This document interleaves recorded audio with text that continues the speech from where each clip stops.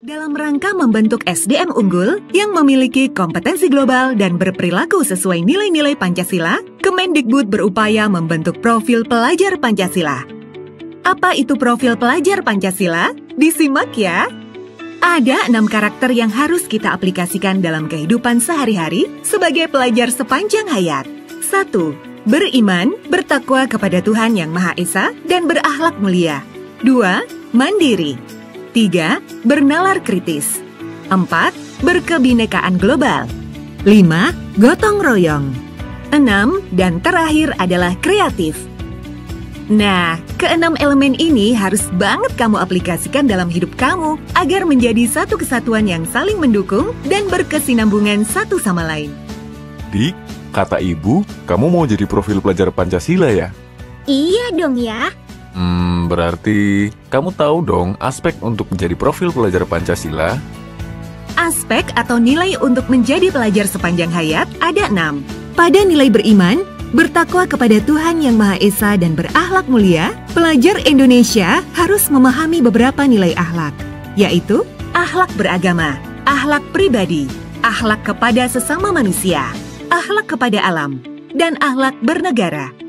Beberapa akhlak ini sudah pasti sering kita praktekkan dalam kehidupan sehari-hari ya, seperti taat beribadah, menghormati orang yang lebih tua, menghargai perbedaan, taat pada kewajiban sebagai warga negara Indonesia, dan masih banyak lagi.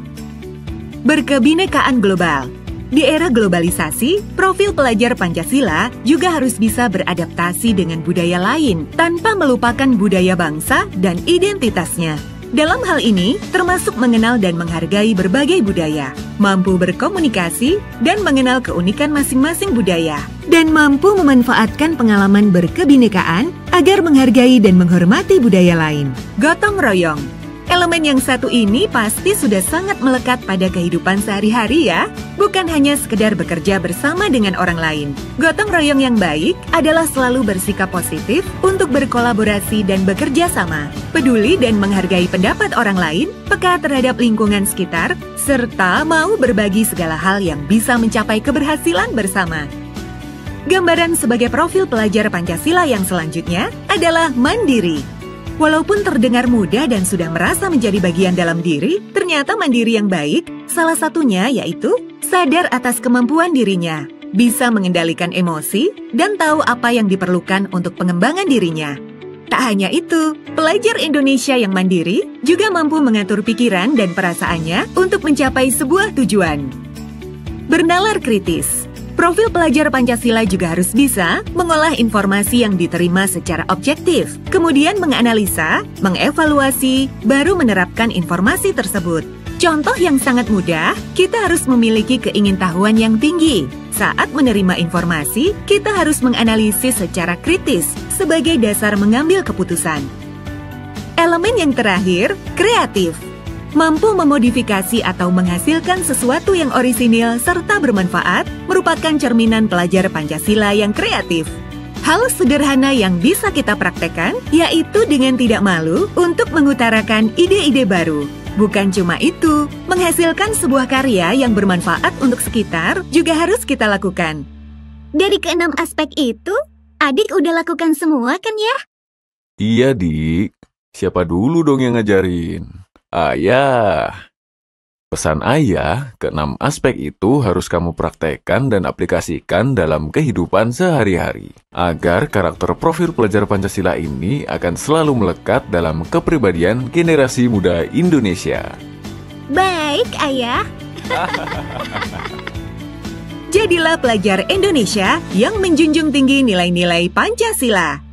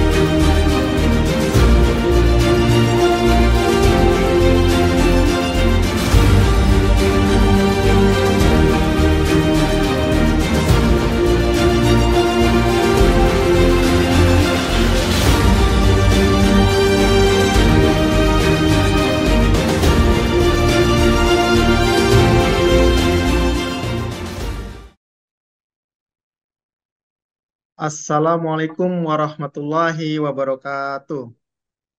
Selamat siang Bapak Ibu semua sobat belajar yang telah hadir dan meluangkan waktu menyaksikan webinar Kurikulum Merdeka dengan tema Berbagi Praktik Baik, Proyek Penguatan Profil Pelajar Pancasila.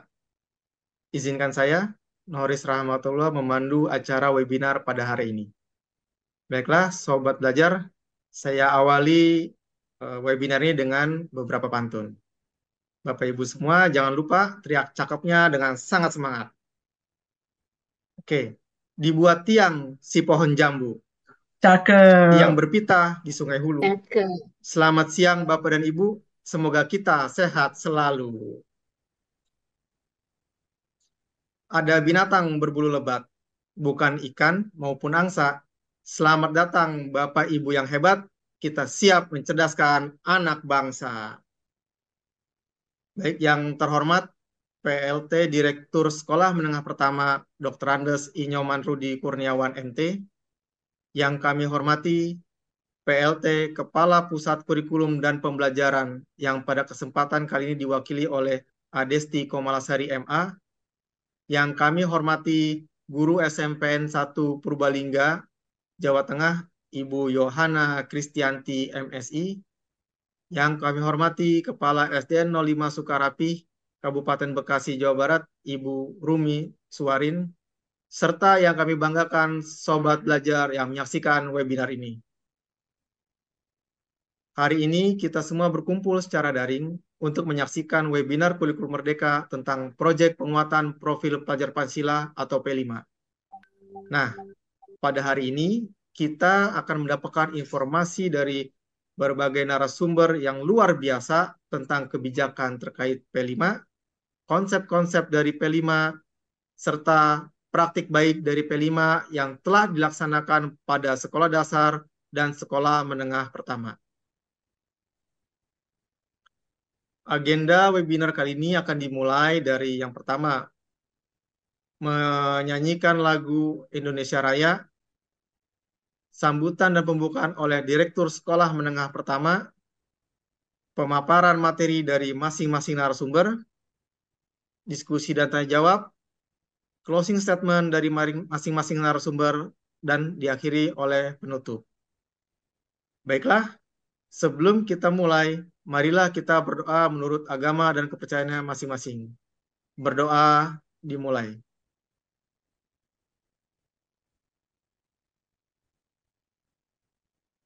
Berdoa selesai. Sobat belajar, acara yang pertama adalah menyanyikan lagu Indonesia Raya. Hadirin dimohon untuk mengambil sikap sempurna.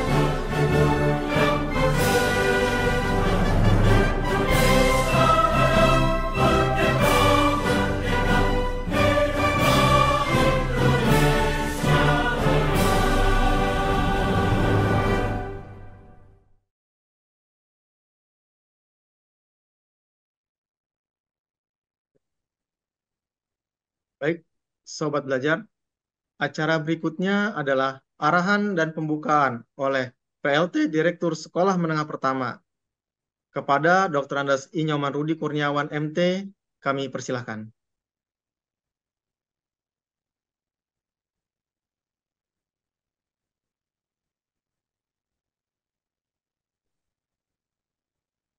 Silakan, Pak Nyoman.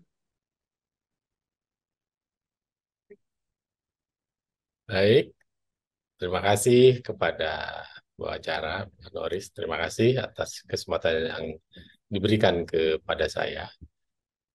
Bapak Ibu, para peserta kegiatan webinar berbagi praktik baik P5.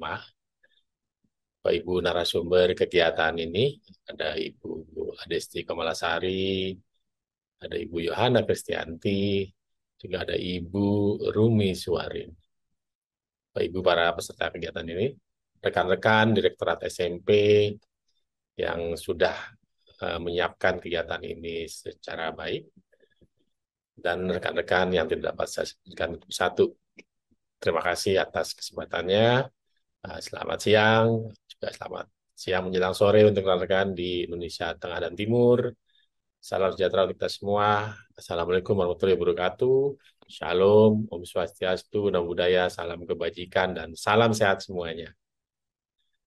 Berbahagia sekali Bapak Ibu, pada kesempatan hari ini saya dapat berjumpa Bapak Ibu dalam kegiatan webinar praktik baik proyek penguatan profil pelajar Pancasila.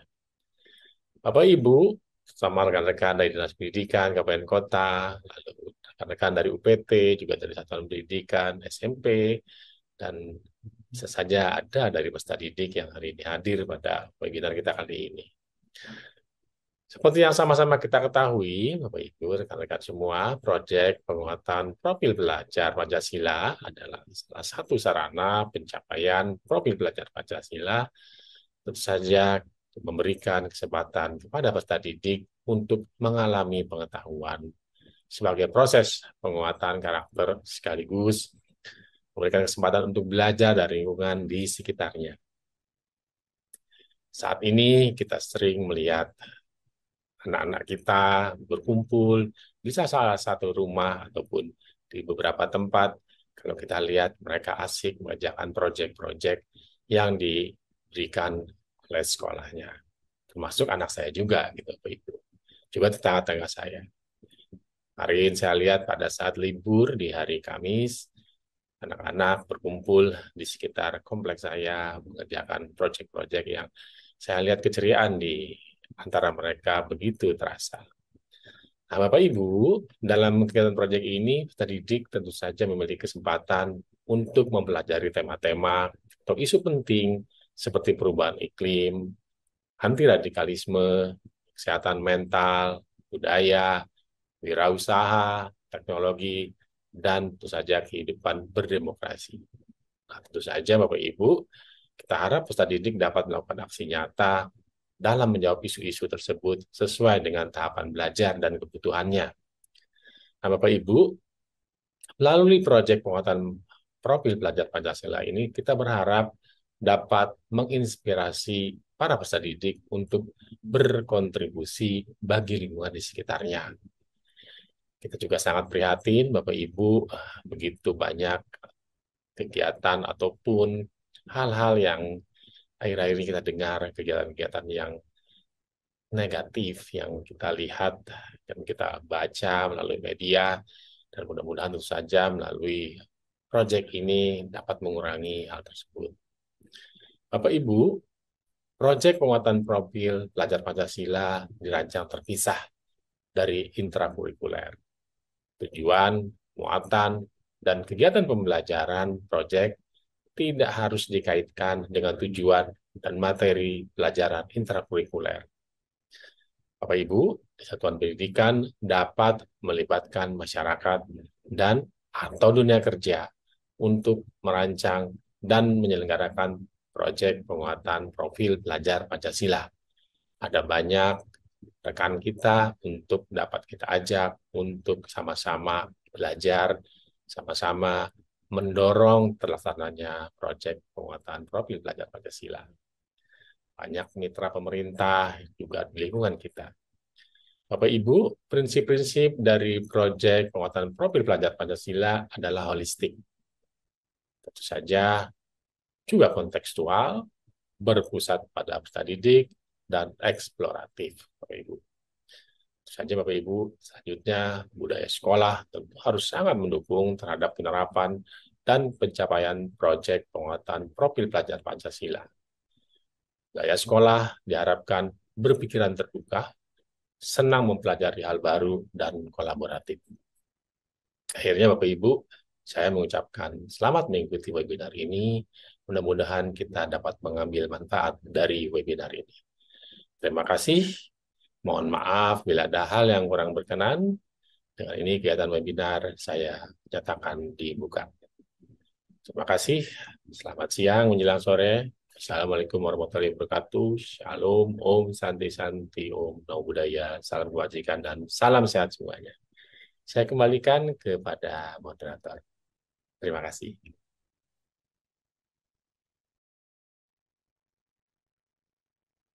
Terima kasih Bapak atas arahan dan pembukaannya. Jika Bapak ada agenda lain, kami persilakan untuk melanjutkan agenda Bapak. Terima kasih Pak Direktur.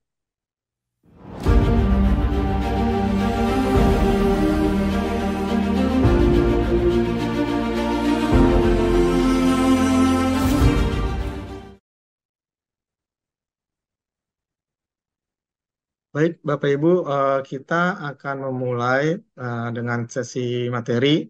Sebelum memasuki sesi materi, kami informasikan kepada Sobat Belajar, apabila pada saat di tengah materi ataupun di akhir materi, Sobat Belajar ingin bertanya, silahkan menuliskan pertanyaan pada kolom komentar YouTube. Nanti tim kami akan memilihkan pertanyaan yang akan saya bacakan pada sesi diskusi dan akan dijawab oleh para narasumber.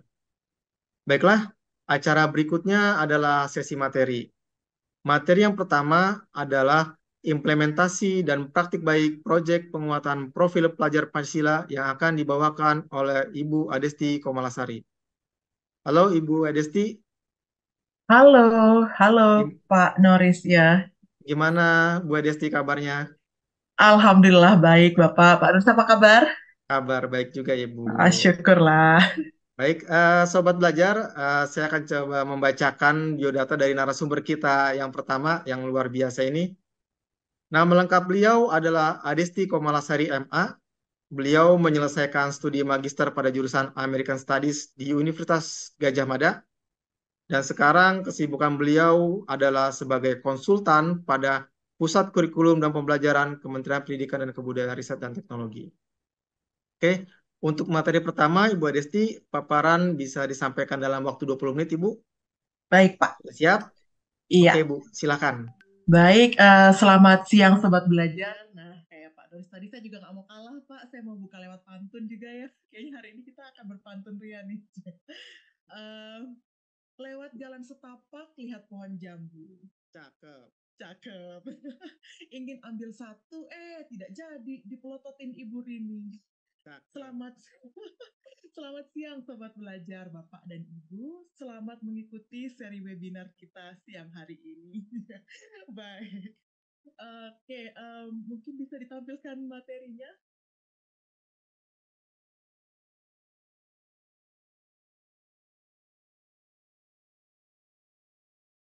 Iya. Oke, baik Sobat Belajar ya, kami menyapanya. Hari ini saya akan menyampaikan materi tentang implementasi dan praktik baik proyek penguatan profil pelajar Pancasila. Mungkin bisa terus? Ya, silahkan next mungkin.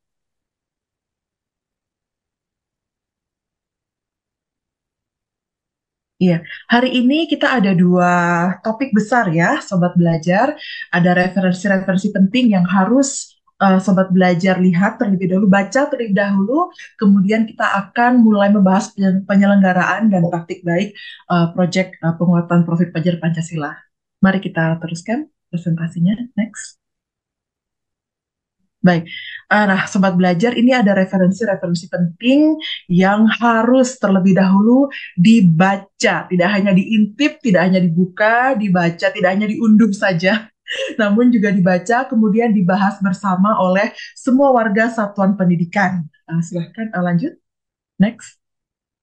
Yang pertama, tentu saja Sobat Belajar harus membaca panduan pengembangan proyek penguatan profil pelajar Pancasila ya.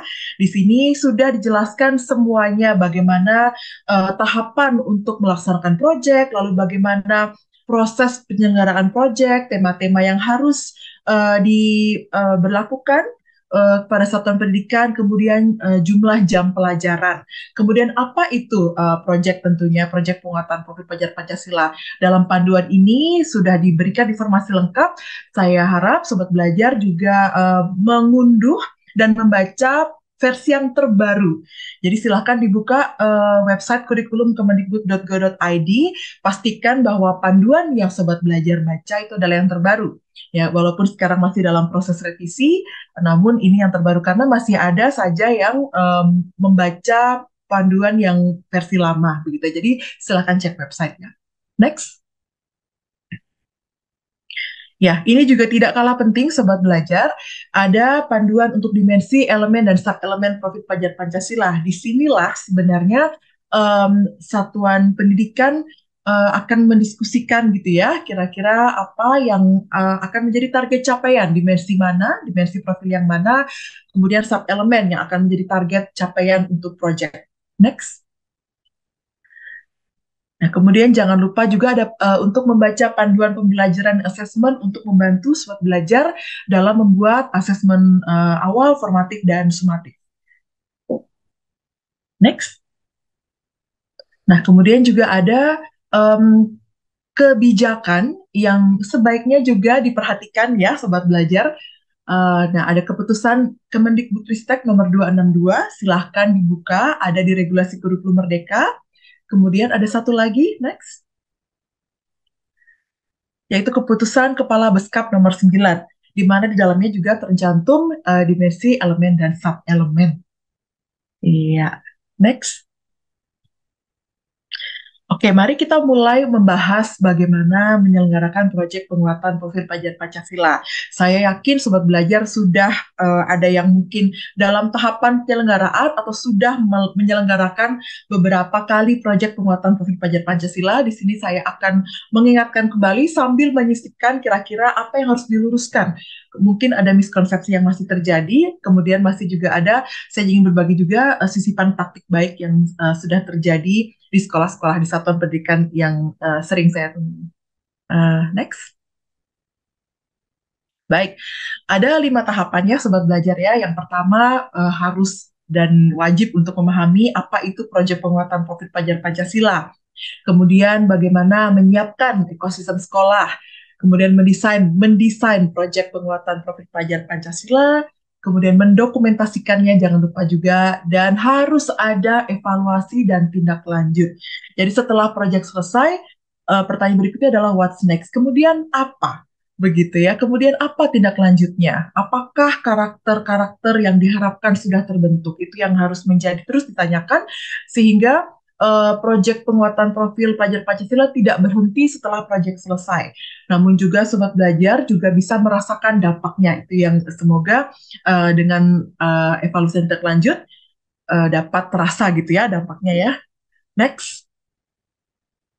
Nah, untuk memahami proyek penguatan profil pelajar Pancasila, seperti tadi yang saya sampaikan, Sobat Belajar juga harus membaca lagi panduannya untuk kira-kira mendiskusikan apa itu proyek, bagaimana penyelenggaraannya, begitu ya. Next. Nah, ini adalah profil pelajar Pancasila. Jangan disamakan dengan proyek penguatannya. Jadi, untuk profil pelajar Pancasila atau yang sering dikenal dengan P3 ini bisa dimasukkan ke semua kegiatan ya Bapak Ibu ya, dan belajar ya. Kegiatan intrakurikuler bisa, kegiatan ekstrakurikuler bisa, kegiatan kokurikuler bisa untuk profil pelajar Pancasila. Ini saya berikan dulu di depan supaya tidak salah kaprah. Untuk P3 bisa masuk melalui kegiatan manapun, intra bisa, ekstra bisa, dan kokurikuler bisa. Next. Nah, kemudian untuk untuk proyek penguatan pelajar Pancasila adalah kegiatan kokurikuler. Jadi untuk poin pertama, proyek penguatan profil pelajar Pancasila atau P5 ya, saya singkat P5 saja, itu adalah salah satu sarana. Jadi bukan satu-satunya sarana, masih ada yang salah kaprah, satu-satunya sarana. Ini adalah salah satu sarana saja Bapak Ibu. Yang harus ditingkatkan adalah bahwa profilnya itu bisa dikuatkan melalui kegiatan intrakurikuler, ekstrakurikuler, dan kokurikuler. Nah, proyek penguatannya adalah kegiatan kokurikuler. Jadi jangan digabung dengan kegiatan intrakurikuler. Yang kedua, ini adalah proyek lintas disiplin ilmu, bukan lintas mata pelajaran. Sekali lagi ya, lintas disiplin ilmu, bukan lintas mata pelajaran. Karena masih terjadi kebingungan nih, bagaimana nih harus mata pelajaran yang digabung? Tidak. Bila misalnya dalam satuan pendidikan Bapak Ibu, oh ada tenaga kependidikan yang punya disiplin ilmu yang bisa dipakai untuk melaksanakan proyek, silahkan ajak tenaga kependidikan.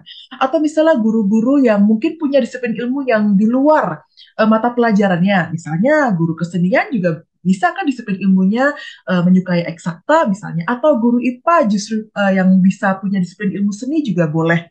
Jadi jangan melihat mata pelajarannya, tapi ini adalah lintas disiplin ilmu.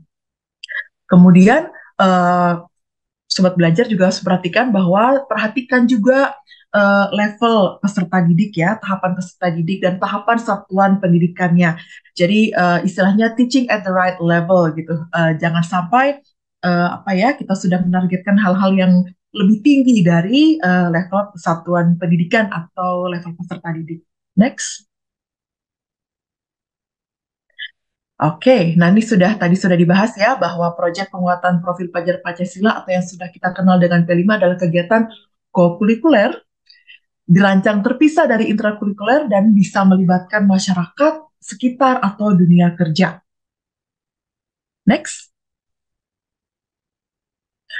Nah, ini tadi juga sudah disampaikan oleh Bapak Direktur, ada prinsip-prinsip proyek penguatan profil pelajar Pancasila, ada holistik, kontekstual, berpusat pada peserta didik, dan eksploratif. Nah, ini mohon Bapak Ibu didiskusikan, kemudian diulas kembali.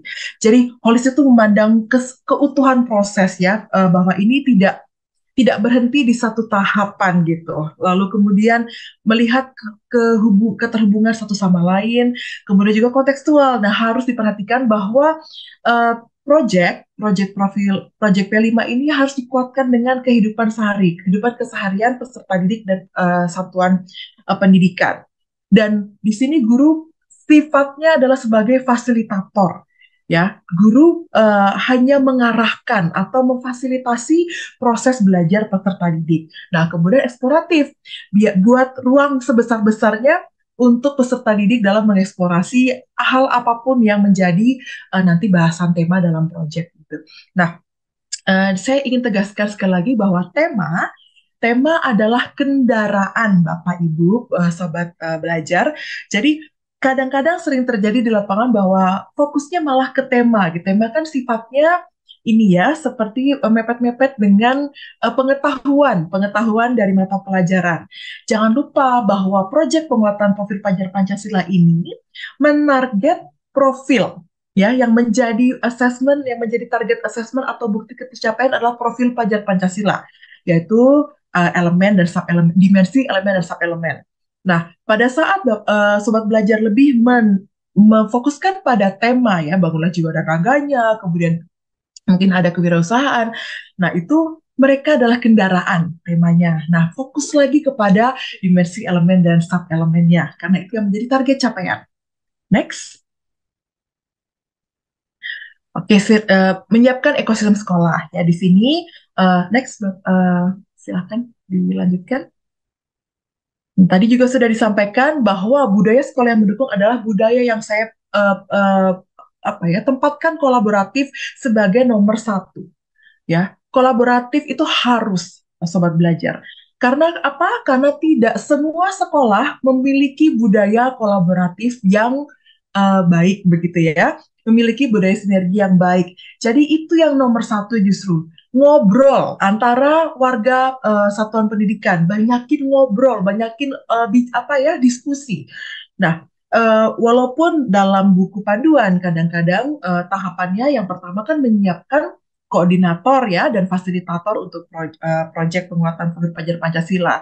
Namun itu sangat bisa terjadi bila sekolah memiliki budaya kolaboratif yang baik. Namun bila belum, bisa dibalik tahapannya. Silahkan sobat belajar mulai memutuskan atau asesmen awal ya, memutuskan dimensi apa, elemen apa, sub elemen apa yang menjadi target capaian. Dibiasakan dulu nih kolaborasinya, baru kemudian memilih fasilitator dan koordinator. Jadi jangan limpahkan pekerjaan ini kepada koordinator dan fasilitator pada pelaksanaannya. Nah, semua warga satuan pendidikan harus banyak diskusi. Jadi kolaboratif menjadi budaya sekolah yang sangat mendukung nomor satu. Kemudian kedua, berpikiran terbuka karena kita menerima banyak sekali sudut pandang dalam proyek, tidak hanya melalui sudut pandang mata pelajaran, tapi juga kembali lagi ya disiplin ilmu dan senang mempelajari hal baru karena akan banyak temuan-temuan baru nanti pada proses pelaksanaan proyek penguatan profil pelajar Pancasila. Nah, ini adalah contoh-contoh peran yang sobat belajar bisa lihat dalam panduan ya. Saya tidak akan merinci satu persatu. Next. Oke, mari kita lihat bagaimana mendesain proyek penguatan profil pelajar Pancasila. Next. Nah, sekalian saya sisipkan apa yang sering terjadi, miskonsep yang sering terjadi di lapangan ya, sobat belajar. Nah, pada tahapannya memang yang pertama adalah membentuk tim fasilitator. Sekali lagi tadi saya katakan ini akan enak alurnya bila sekolah memiliki atau satuan pendidikan memiliki budaya kolaboratif dan sinergi yang baik.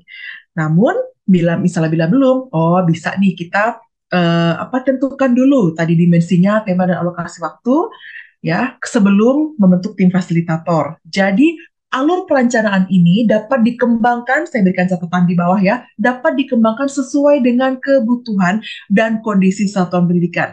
Tidak dipaksakan seperti ini ya, sobat belajar. Ini masih terjadi miskonsepsi juga di lapangan, wah harus seperti ini ya, tidak. Disesuaikan dengan kondisi satuan pendidikan. Begitu. Silahkan nanti saya juga mengambil sedikit deskripsinya dari panduannya, silahkan membaca panduan. Next. Nah, ini juga tahap implementasi proyek penguatan profil pelajar Pancasila. Nah, di sini sudah dijelaskan bahwa tahap awal itu silahkan satuan pendidikan menggunakan modul proyek yang sudah ada di platform Merdeka Mengajar, maaf. Kemudian ada tahap berkembang, tahap siap, dan tahap mahir. Sekali lagi, deskriptor tahapan ini tidak mengunci kesiapan. Jadi, sobat belajar jangan salah kaprah juga, bahwa tahap awal itu adalah tahap yang paling jelek, begitu ya, lalu tahap akhir tahap yang paling bagus, tidak seperti itu. Tahapan ini untuk memfasilitasi satuan pendidikan supaya lebih reflektif ke kondisi satuan pendidikannya masing-masing. Bila memang masih di tahap awal, infrastrukturnya mungkin belum ada, kemudian mungkin kekurangan manpower atau kekurangan tenaga begitu ya, ya tidak apa-apa di tahap awal. Toh sudah ada modul proyek siap pakai yang ada di platform Merdeka Mengajar di PMM. Silahkan digunakan sobat belajar. Nah, namun bila sudah infrastruktur sudah siap, kemudian tadi ya budaya kolaboratif sudah mulai muncul dalam satuan pendidikan, barulah kita bergeser ke tahap berikutnya, berkembang, siap, dan mahir. Jadi jangan dipaksakan ke tahap mahir, sobat belajar, kita bisa sekaligus merefleksikan kondisi dan situasi satuan pendidikan masing-masing. Next. Ya, ini adalah contoh pilihan pelaksanaan ya untuk proyek. Yang pertama yaitu ya, memilih 1 hari dalam seminggu. Ini hanya contoh, ada dalam panduan ya, sobat belajar. Memilih 1 hari dalam seminggu. Next. Kemudian ada mengalokasikan 1 atau 2 jam pelajaran di akhir hari, misalnya begitu ya. Ini juga salah satu contoh saja. Next. Nah, atau ada yang sistem blok seperti ini, gitu. Jadi, 2 minggu khusus dialokasikan untuk melaksanakan atau menyelenggarakan proyek P5. Gitu. Ini hanya contoh saja, contoh sekali lagi ya.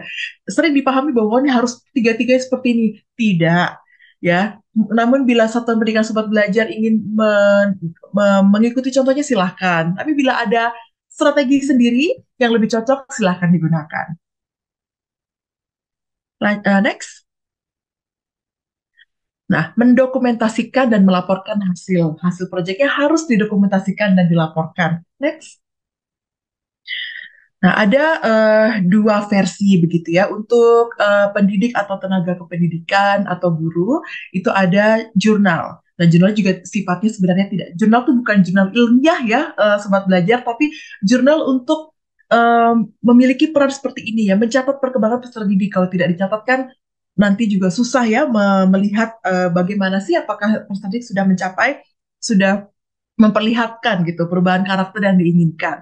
Kemudian harus menjadi alat refleksi juga jurnal ini, kemudian menjadi bahan untuk tindak lanjut. Jadi jurnal seperti catatan-catatan harian Sobat Belajar untuk melihat progres apa yang terjadi selama penyelenggaraan proyek.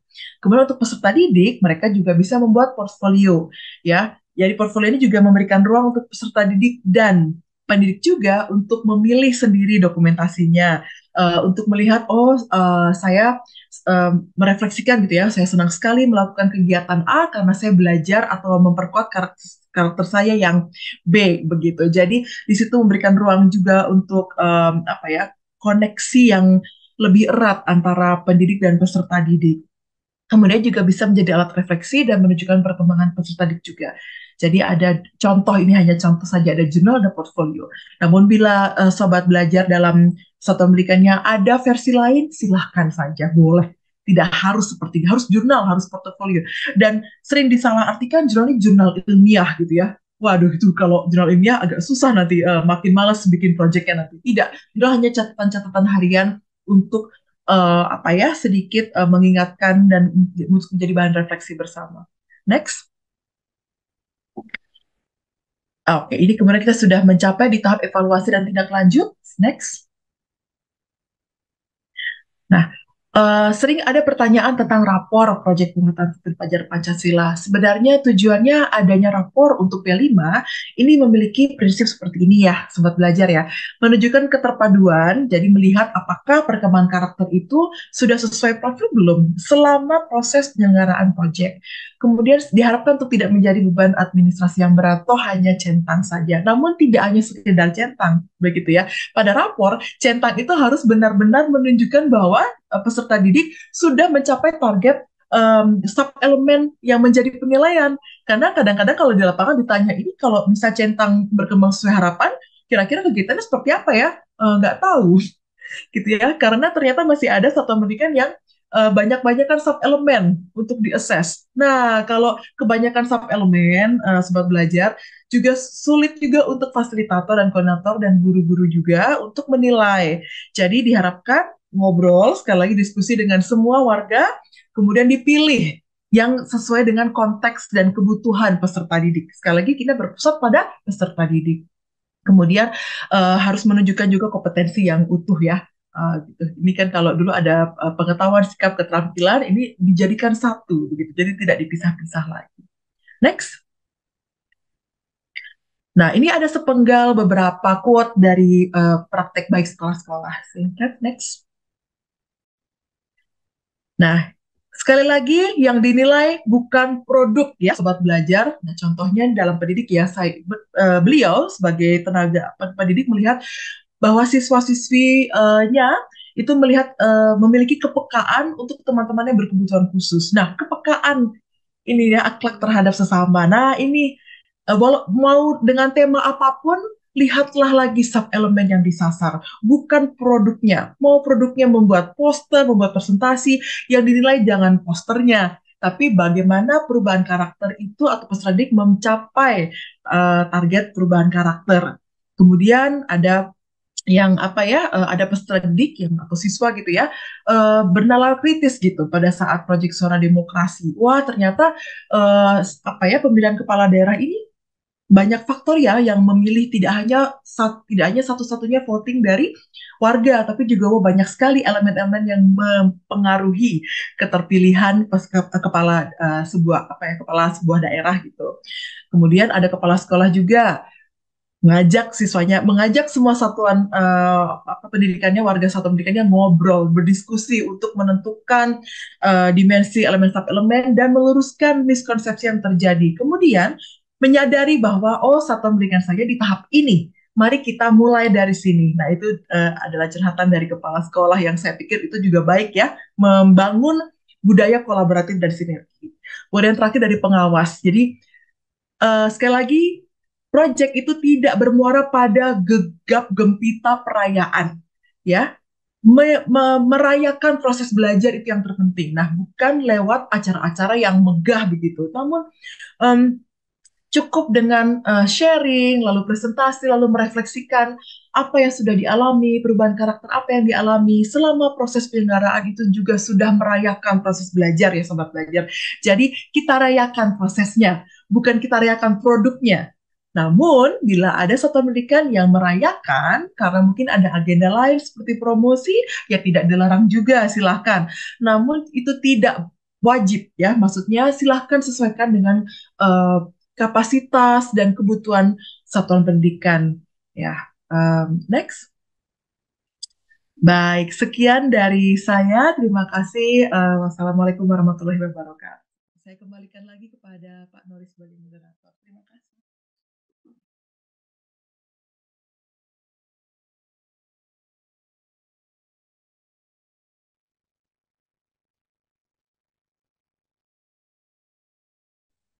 Oke, terima kasih Bu Desti atas pemaparannya.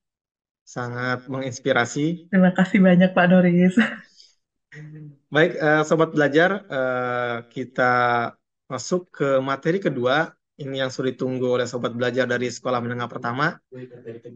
Materi kedua adalah praktik baik proyek penguatan profil pelajar Pancasila pada jenjang Sekolah Menengah Pertama yang akan dibawakan oleh Ibu Yohana. Baik, halo Ibu Yohana. Halo Ibu, kita tes mic dulu. Unmute. Halo, selamat siang Bapak Noris. Apa kabar? Oke, kabar baik Ibu Yohana. Ibu Yohana sehat? Sehat, Alhamdulillah. Pak Noris juga masih kelihatan segar ini sudah siang. Iya. Baik, Semangat berikut ya. ya. Baik, berikut saya bacakan profil Ibu Yohana. Nama lengkap beliau adalah Yohana Kristianti, MSI. Beliau menyelesaikan studi pendidikan sarjana dan magister pada jurusan biologi Universitas Jenderal Sudirman Purwokerto. Beliau saat ini bertugas di SMPN 1 Purbalingga, Jawa Tengah sebagai guru mata pelajaran IPA. Betul ya, Bu ya? Betul. Oke, baik Ibu. Ini Sobat Belajar sudah tidak sabar nih Bu nih untuk melihat bagaimana praktek baik dari Pre5 ini. Baik Ibu Yohana, waktu pemaparan 20 menit Ibu. Oke. Kami persilakan. Silakan Ibu. Ya, terima kasih Pak Noris. Luar biasa siang hari ini saya berkesempatan hadir bersama dengan Ibu Adesti, Ibu Rumi, dan tadi juga Bapak Direktur begitu, dan seneng banget ya bisa bareng dengan teman-teman dari Indonesia Barat, Indonesia Tengah, Timur, dan sebagainya yang pada kesempatan siang hari ini bisa join. Kalau tadi Pak Noris sudah membuka dengan pantun, kemudian Ibu Adesti juga menyampaikan pantun, saya juga dong gitu ya. Sedikit memperkenalkan dari mana saya berasal gitu. Baik, Bapak dan Ibu, Sobat Belajar yang saya banggakan dan luar biasa, perkenankan saya menyampaikan pantun siang hari ini. Jalan-jalan ke lembah Gunung Slamet, jangan lupa belanja sayur di pasar Kutabawa. Join webinar ditemani secangkir teh anget. Sobat Belajar, ayo kita sebarkan semangat kurikulum merdeka. Nah, demikian pantun pembuka dari saya siang hari ini. Baik Sobat Belajar, perkenalkan saya untuk menyampaikan praktik baik dari apa yang sudah kami lakukan di SMP Negeri 1 Purbalingga, dan saya percaya bahwa yang saya sajikan siang hari ini adalah buah kolaborasi dan kerjasama yang luar biasa dari tim hebat di SMP 1 Purbalingga. Mohon bisa dibantu untuk membagikan materinya.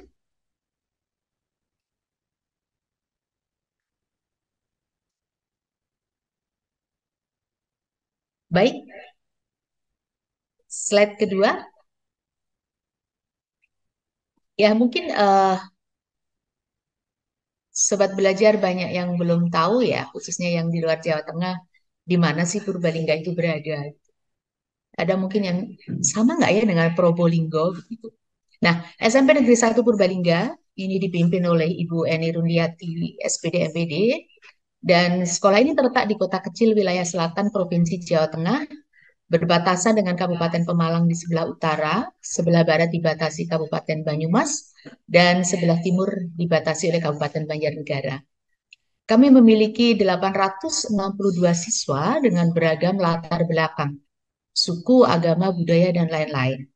Dan pada tahun pelajaran 2022-2023, karena sekolah kami ini bukan sekolah penggerak, maka kami mencoba untuk memberanikan diri mendaftarkan implementasi kurikulum merdeka secara mandiri, dan pilihan yang kami pilih adalah mandiri berubah. Kemudian di tahun kedua, pada tahun pelajaran 2023-2024, kami menerapkan kurikulum merdeka mandiri berbagi. Ini sekilas tentang SMP 1 Purbalingga. Selanjutnya, berikutnya, next.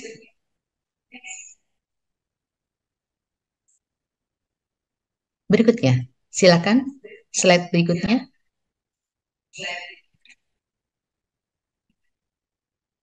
Nah, Bapak dan Ibu, sobat belajar yang hebat, tadi sudah disampaikan oleh Ibu Adesti bahwa hal yang tidak kalah penting dalam implementasi P5 di sekolah itu adalah persiapan. Sebelumnya, mohon maaf. Ke slide sebelumnya. Nah, di sekolah kami pun demikian, kami melakukan persiapan. Yang pertama ini adalah memilih tim project. Karena tim inilah yang nanti akan mengawal implementasi P5 di sekolah kami seperti apa.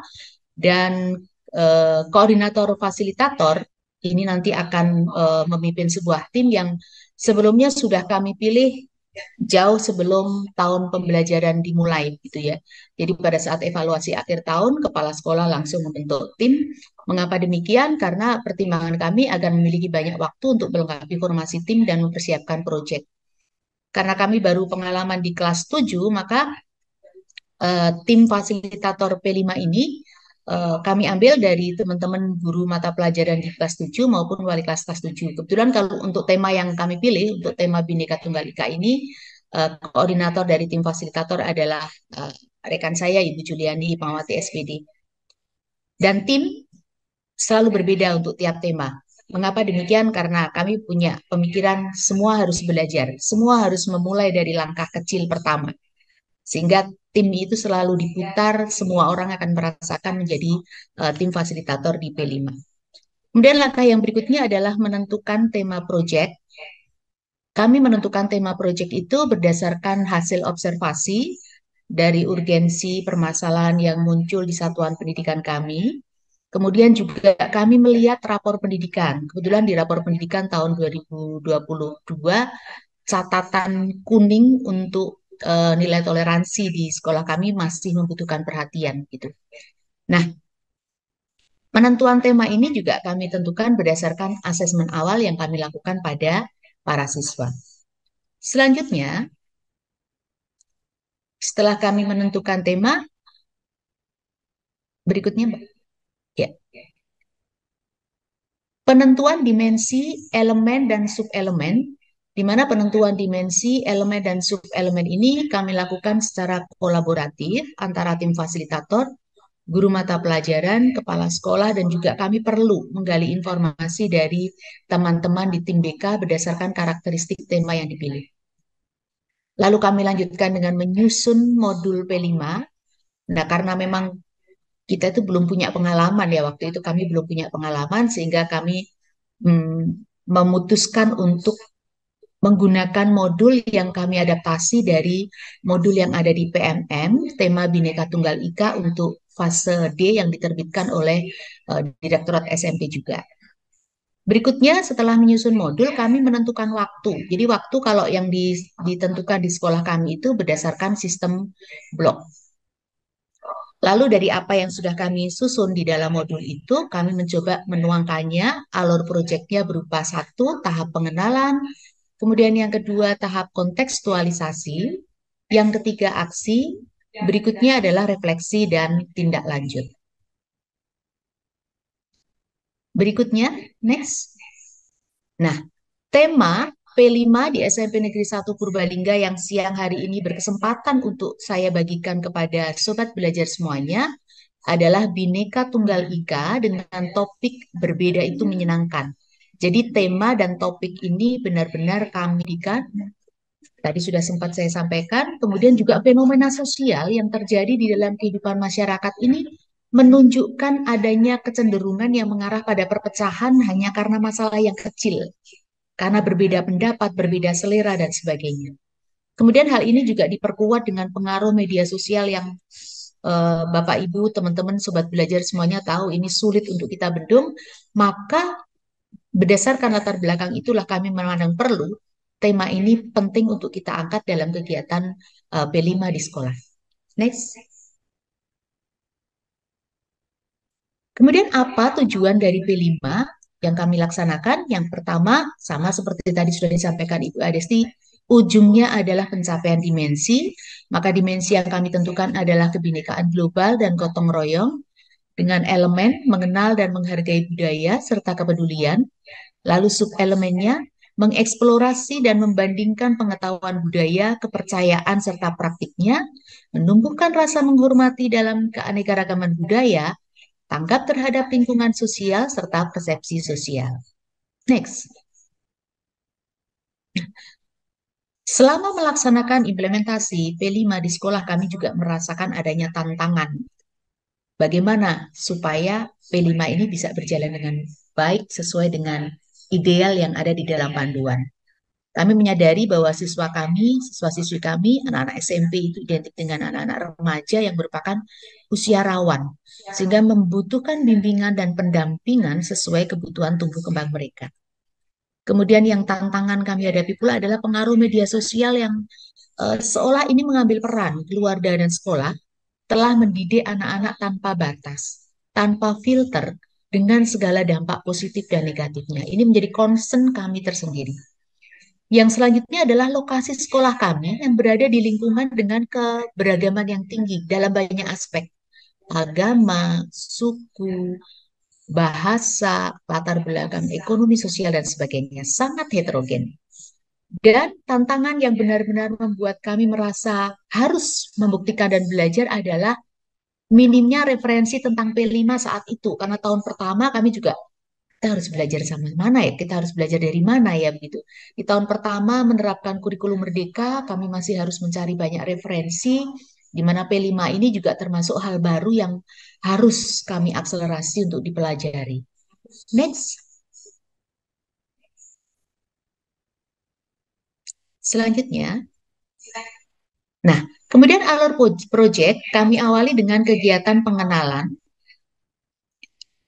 di mana koordinator fasilitator ini akan mengkoordinir tim fasilitator untuk mengajak siswa menyadari bahwa Indonesia adalah bangsa yang dikaruniai dengan keberagaman. Begitu pula dengan kabupaten di mana kami tinggal, ini juga beragam luar biasa. Sekolah di mana siswa ini belajar juga beragam luar biasa. Bahkan rumah di mana mereka tumbuh dan dibesarkan juga penuh dengan keberagaman. Ini tahap di pengenalan. Kemudian, slide selanjutnya adalah tahap kontekstualisasi. Pada tahap kontekstualisasi, kami mengajak para siswa untuk mengenali, mengidentifikasi keberagaman di sekitar kehidupan mereka, baik di kehidupan di sekolah maupun di tempat tinggal. Berikutnya. Alur selanjutnya adalah aksi. Nah, aksi ini kami kemas melalui beberapa aktivitas belajar atau aktivitas kegiatan yang persis kami dapatkan dari modul P5, yaitu dalam bentuk serangkaian aktivitas proyek. Siswa merumuskan perannya dalam menyikapi keberbedaan baik di sekolah maupun di lingkungan tempat tinggal. Selanjutnya,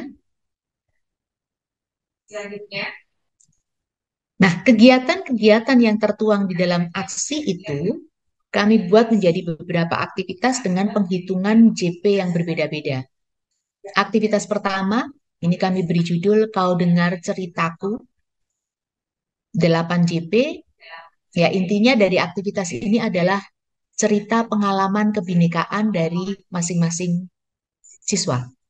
Kemudian dilanjutkan dengan aktivitas yang kedua, makna peran, di mana fasilitator menyiapkan beberapa pilihan kontekstualisasi dari keberagaman dan siswa memainkan peran secara berkelompok. Contoh misalnya seorang siswa sedang bermain ke rumah temannya yang kebetulan temannya itu sedang mempersiapkan untuk perayaan ibadah agamanya.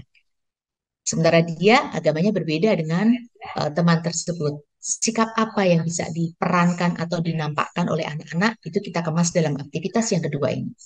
Kemudian untuk aktivitas yang ketiga, ini berdamai dengan gambar, adalah aktivitas kelompok yang mengajak para siswa untuk memandang keberagaman dengan perspektif yang lebih luas. Berikutnya.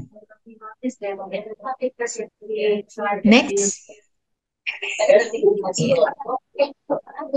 Selanjutnya adalah aktivitas yang keempat. Ini kami beri judul dengan nama kegiatan benang masalah, di mana fasilitator menyiapkan video, kemudian anak-anak diminta untuk menyaksikan dan menuliskan persepsinya terhadap video yang mereka saksikan bersama-sama.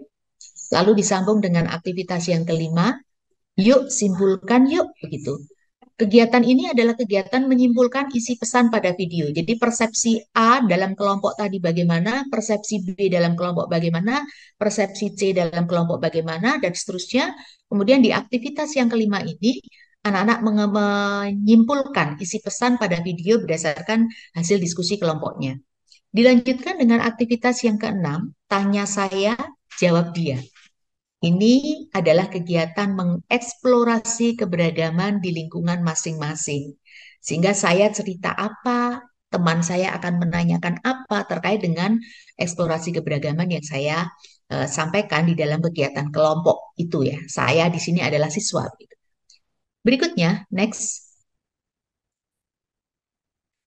Nah, aktivitas yang ketujuh adalah aktivitas etalase persatuan, di mana ini siswa kita ajak untuk mengkaji salah satu budaya di tanah air menurut pandangannya seperti apa.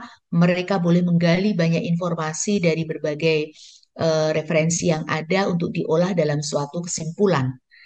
Nah, dari aktivitas 1 sampai dengan aktivitas yang ketujuh, ya, kami menyebutnya dengan puncak proyek atau aksi nyata dari proyek ini adalah di aktivitas 5, di mana anak-anak akan melakukan asiknya kita berbeda.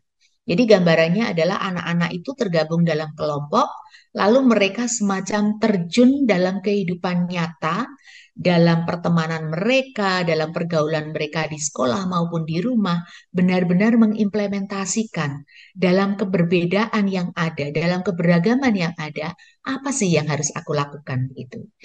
Nah, kemudian dari aktivitas 8 itu kita dorong anak-anak untuk melakukan aktivitas 9 di mana mereka harus membuat sebuah komitmen pribadi.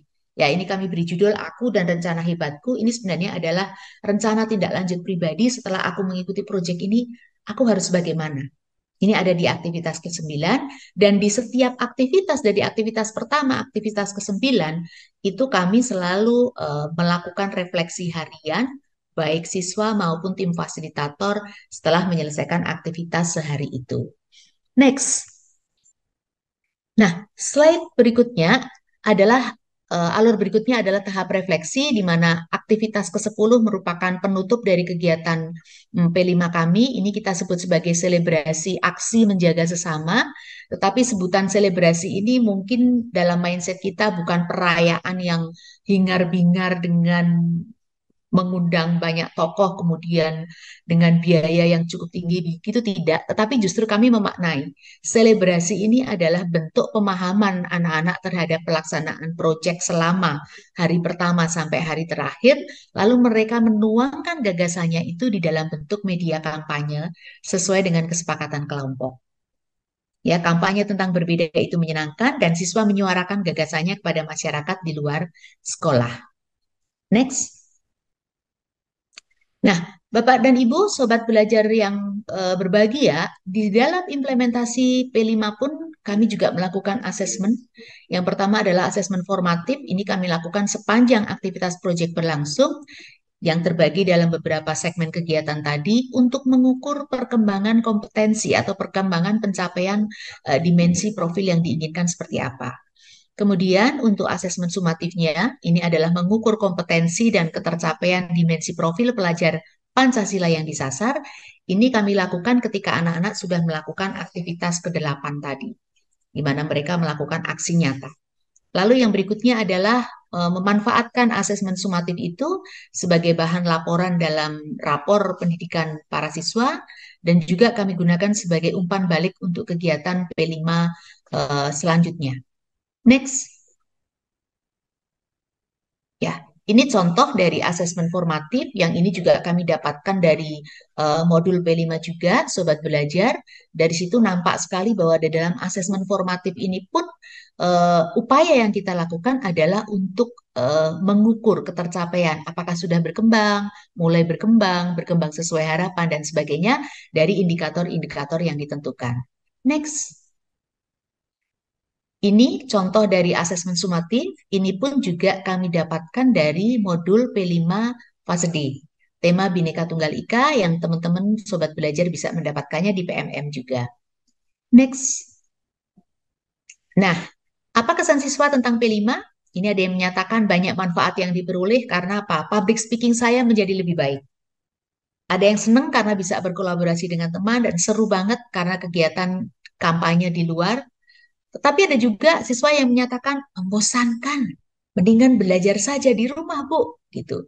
Nah, berikutnya tanggapan siswa yang demikian tadi itu pun juga menjadi bahan masukan, ya, sehingga kami bisa menentukan mana aktivitas itu yang dirasa membosankan untuk anak sebagai bahan masukan yang berharga. Lalu kami juga mendapatkan kesan dari teman-teman di lapangan, teman-teman tim fasilitator. Ini ada Ibu Versti Juletanti selaku guru di sekolah kami, ikut mendampingi anak-anak sepanjang pelaksanaan proyek sampai kegiatan kampanye, merasakan banyak manfaat yang diperoleh, karakter baik dan kreativitas siswa ini dapat berkembang dengan sangat baik, anak berani tampil menyampaikan gagasannya.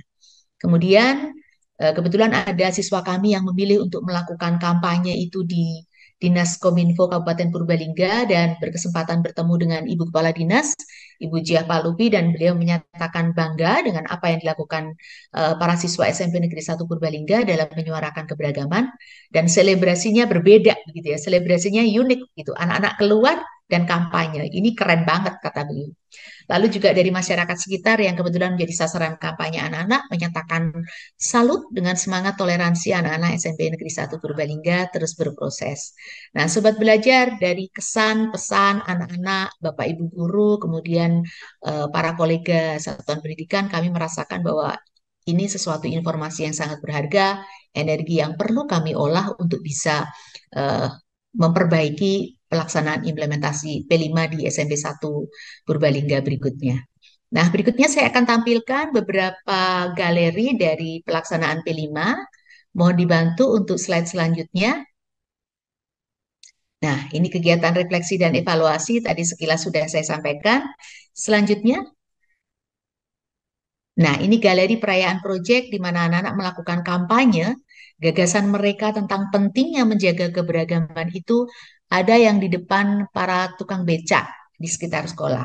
Ada yang di minimarket ya di sekitar sekolah. Mereka menceritakan gagasannya dan mereka pakai baju model macam-macam ini atas inisiatif anak-anak sendiri ya Bapak dan Ibu ya. Kami tidak mengarahkan besok harus pakai baju ini, enggak. Mereka punya ide kreatif. Bu, bagaimana kalau kita besok pakai baju adat gitu. Oh ya silahkan kalau emang itu dianggap baik, kenapa tidak gitu. Galeri selanjutnya.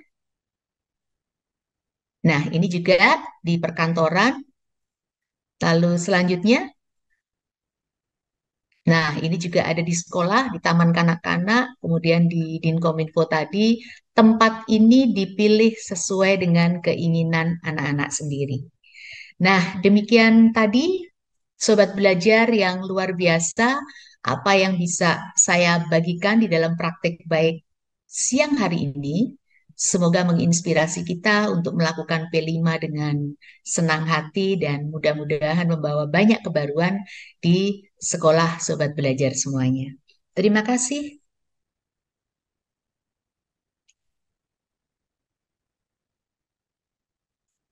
Waktu selanjutnya, monggo Pak Noris.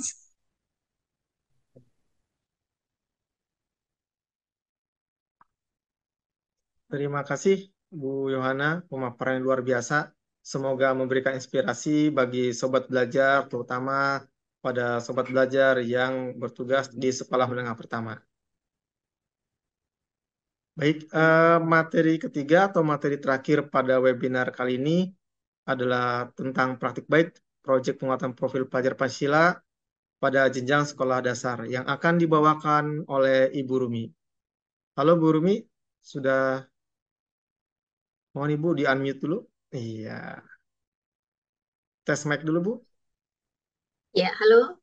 Oke, Halo, sudah Bu terdengar Tuti. jelas. Jelas Gimana suara Ibu saya Rumi? ya? Ya, Sudah?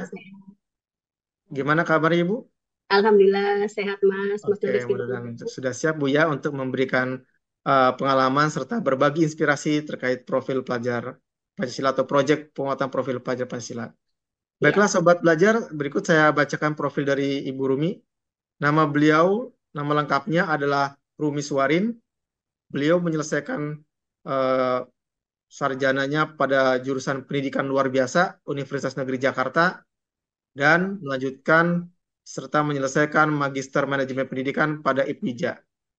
Nah, beliau ini sekarang bertugas sebagai Kepala SDN Sukarapi 03 di Tambelang, Kabupaten Bekasi, Jawa Barat. Betul, Bu ya? ya betul. Oke, Ibu sudah siap, Ibu? Ya Pak. Oke, baik Ibu, paparannya mohon disampaikan dalam waktu 20 menit. Jika Ibu Ya, sudah siap. siap dan berkenan, silakan dimulai, Bu.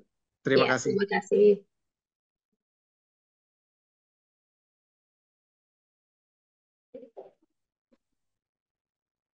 Iya. Iya, terima kasih Pak Noris. Alhamdulillah saya diberi kesempatan untuk berbagi praktek baik proyek penguatan profil pelajar Pancasila tingkat SD. Saya Ibu Rumi tadi seperti yang disampaikan Pak Noris sebagai kepala sekolah di SDN Sukarapi 03. Narasumber sebelumnya dua orang sangat menginspirasi ya sahabat belajar. Sudah Bu Adisti, Pak Direktur, Bu Yohana, dan terakhir saya. Sama, saya juga ingin berbagi pantun yang ini. Semoga semua tetap semangat siang menjelang sore. Tadi Bu Yohana ngopi anget. Kalau saya mungkin mau cerita ondel-ondel nih Bu, Bu Yo. Kota Jakarta dekat Bekasi. Ondel-ondel khas keduanya. Selamat datang di webinar kali ini. Sobat belajar hebat di seluruh Indonesia. Alhamdulillah. Semoga saya juga bisa menginspirasi seperti Bu Yo dan Bu Adisti tadi, bagaimana pelaksanaan implementasi P5, proyek penguatan profil pelajar Pancasila di SDN Sukarapi 03. Ya, bisa dibantu Mas tampilan. Nah, ini praktek baik ya. Ini salah satu praktek baik proyek penguatan profil pelajar Pancasila di sekolah saya di Kabupaten Bekasi. Next. Iya. SDN Sukarapi 03, Kecamatan Tambelang, berdiri di atas lahan 1970 meter persegi yang menurut saya sangat luas karena sekolah saya sebelumnya lebih kecil dari itu. Saat ini peserta didiknya 142 dan dengan 14 tenaga pendidik dan kependidikan. Ini gambarnya pertama kali saya datang di tahun 2020 bulan Januari. Masih asri, masih murni. Ini saya suka ditempatkan di sini, masih bisa dikembangkan lagi. Gitu. Ya, next. Nah, kurikulum Merdeka di SDN Sukarapi 03 ini, alhamdulillah di tahun 2022 SD Sukarapi 03 adalah termasuk salah satu sekolah penggerak angkatan kedua. Tuh, ya. Jadi memang komitmen kita sebagai sekolah penggerak harus mengimplementasikan kurikulum merdeka. Salah satunya adalah proyek penguatan profil pelajar Pancasila. Next. Nah, persiapannya tentunya ada persiapan ya, persiapan proyek penguatan profil pelajar Pancasila. Yang pertama yaitu membentuk tim P5-nya, saya sebutnya. Tim P5, tim proyek penguatan profil pelajar Pancasila, yaitu di sekolah penggerak itu ditentukan 2 komite pembelajaran dan 1 kepala sekolah. Nah, ini karena yang sudah dibekali adalah komite pembelajarannya, maka otomatis waktu itu saya tunjuk sebagai tim P5 dan dibantu seluruh guru juga wali kelas. Di tahun pertama itu kelas 1 dan kelas 4 wali kelasnya. Di tahun kedua berarti sekarang saya sudah kelas yang mengimplementasikan kurikulum merdeka dan melaksanakan P5 adalah kelas 1, 2, 4, dan 5. Itu juga dibantu oleh seluruh guru, oleh TU, oleh yang lainnya gitu, supaya karena keterbatasan SDM yang sedikit, jadi kita harus saling berkolaborasi. Nah, berikutnya adalah penentuan tema. Penentuan tema ini didasarkan pada isu atau topik yang sedang hangat, berdasarkan rapor pendidikan juga dan observasi awal. Ya, next. Nah, yang berikutnya, menentukan dimensi, elemen, dan alokasi waktu. Ini ditentukan oleh tim fasilitator, kepala sekolah, juga seluruh wali kelas. Nah, waktu itu kita sempat juga dengan komite sekolah, gitu, karena komite sekolah itu sangat dekat nih kolaborasinya dengan kita, gitu. Jadi, akhirnya ditentukanlah hari, kesepakatan harinya, dilaksanakan setiap pekan 1 hari, yaitu hari Sabtu, ya. Yang berikutnya yaitu penyusunan modul, kita meng-ATM dari PMM, lalu dimodifikasi atau membuat sendiri. Lanjut. Nah, yang terakhir yaitu merancang laporan, dilakukan oleh tim fasilitator dan seluruh guru atau wali kelas. Ya, lanjut. Nah, proyek penguatan profil pelajar Pancasila di SDN Sukarapi 03 fase B kelas 4 itu temanya kita tentukan gaya hidup berkelanjutan dengan topik sampahku dan manfaatnya. Ini sudah melalui melalui kolaborasi, melalui pendapat berbagai dari seluruh tim fasilitator, juga dari wali kelas, termasuk dari saya, juga dari komite, bahkan dari siswa sendiri. Ya, lanjut. Nah, alur proyek di SDN Sukarapi 03, kita itu memilih yang temukan, yang pertama, yang kedua bayangkan, yang ketiga lakukan, lalu yang keempat bagikan. Ya, lanjut. Nah, alasan pemilihan tema tadi adalah sekolah ingin menerapkan gaya hidup berkelanjutan agar memberikan manfaat yang positif bagi lingkungan dan kualitas hidup manusia juga, dan dengan membuang sampah dengan membuang sampah sesuai dengan jenisnya, memilah sampah dan memanfaatkannya, peserta didik dapat membantu mengurangi dampak negatif terhadap lingkungan. Dan kenapa? Karena ini penting sekali. Saat itu sekolah kami memang banyak sampah dalam tanda kutip, belum timbul kesadaran bahwa kebersihan itu penting, bahwa sampah itu harus dipilah, membuang sampah itu harus dipisah. Jadi semua kalau buang sampah, 1 tong sampah organik semua jadi 1. Nah, berangkat dari situ kita pilih tema ini. Lanjut. Nah, harapan yang akan kita capai apa? Kita tentukan di sini dimensi, elemen, dan subelemennya saat bersama dan berkolaborasi dengan seluruh tim. Dimensi yang kita pilih, yang pertama yaitu beriman, bertakwa kepada Tuhan Yang Maha Esa, dan berakhlak mulia. Yang kedua, bernalar kritis. Yang ketiga, kreatif. Nah, elemennya yang pertama yaitu akhlak kepada alam, Yang kedua yaitu memperoleh dan memproses informasi dan gagasan. Elemen yang ketiga menghasilkan karya dan tindakan yang orisinal.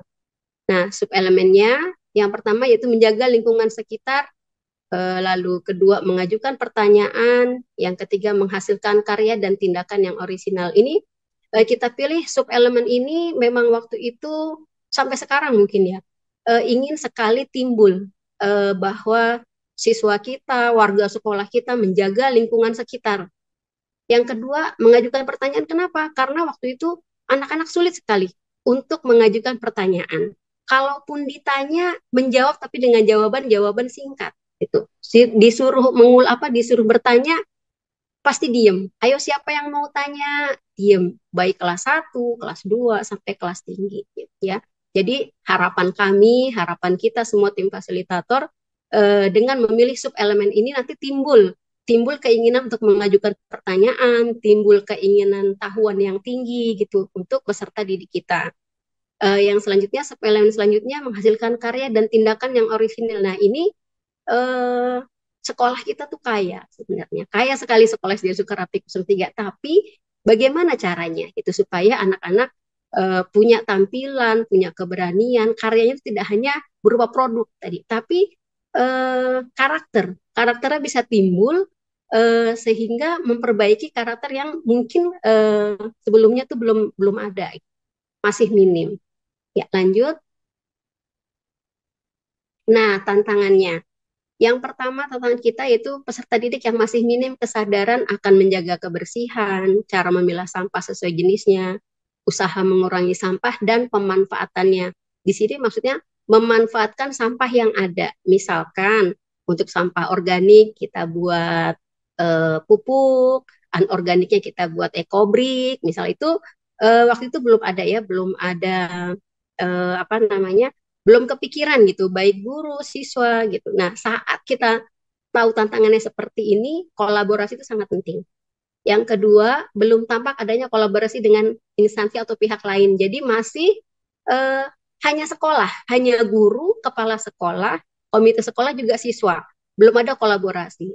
Yang ketiga, rendahnya sistem drainasi sekolah, halaman banjir saat hujan, dan sarana prasarana yang masih minim.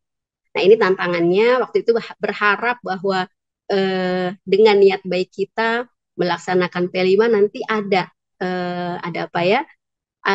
terobosan ke depan yang bisa menguatkan karakter siswa kita.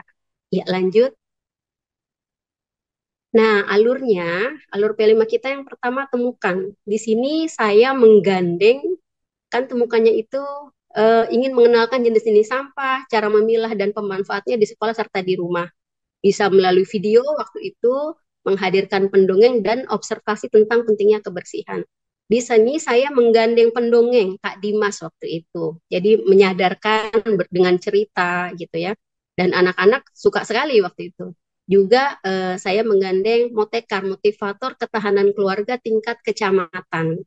Nah, ini banyak sekali kreativitas yang timbul, juga masukan-masukan dan saran bagaimana menyadarkan dan bagaimana mengenalkan jenis-jenis sampah ke anak-anak, baik dari kelas 1, kelas 2, 4, dan 5.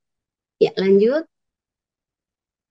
Nah, di alur kedua yaitu bayangkan, di sini menggali permasalahan tentang sampah, cara memilah dan pemanfaatnya di sekolah serta di rumah. Jadi harapan kita anak-anak ini memiliki memiliki kesadaran bukan hanya di sekolah, tapi di rumah juga, terbawa sampai di rumah, supaya bisa mengajarkan juga adiknya, kakaknya mungkin, atau bahkan orang tuanya. Ya, lanjut. Nah, alur P5 lakukan, dilakukan dengan aksi nyata terkait cara memilah sampah dan pemanfaatannya di sekolah juga di rumah. Yang lebih penting lagi di sini anak-anak membuat ekoenzim di sekolah dan di rumah. Setelah dicontohkan di sekolah, itu anak-anak melakukan di rumah, ya.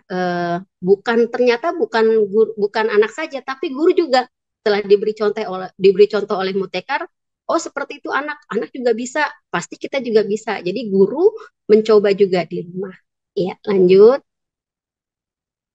Nah, tahap lakukannya yang pertama, aktivitas pertama itu memilah sampah sesuai dengan jenisnya. Di sini hanya dua yang kita pisahkan yaitu organik dan anorganik.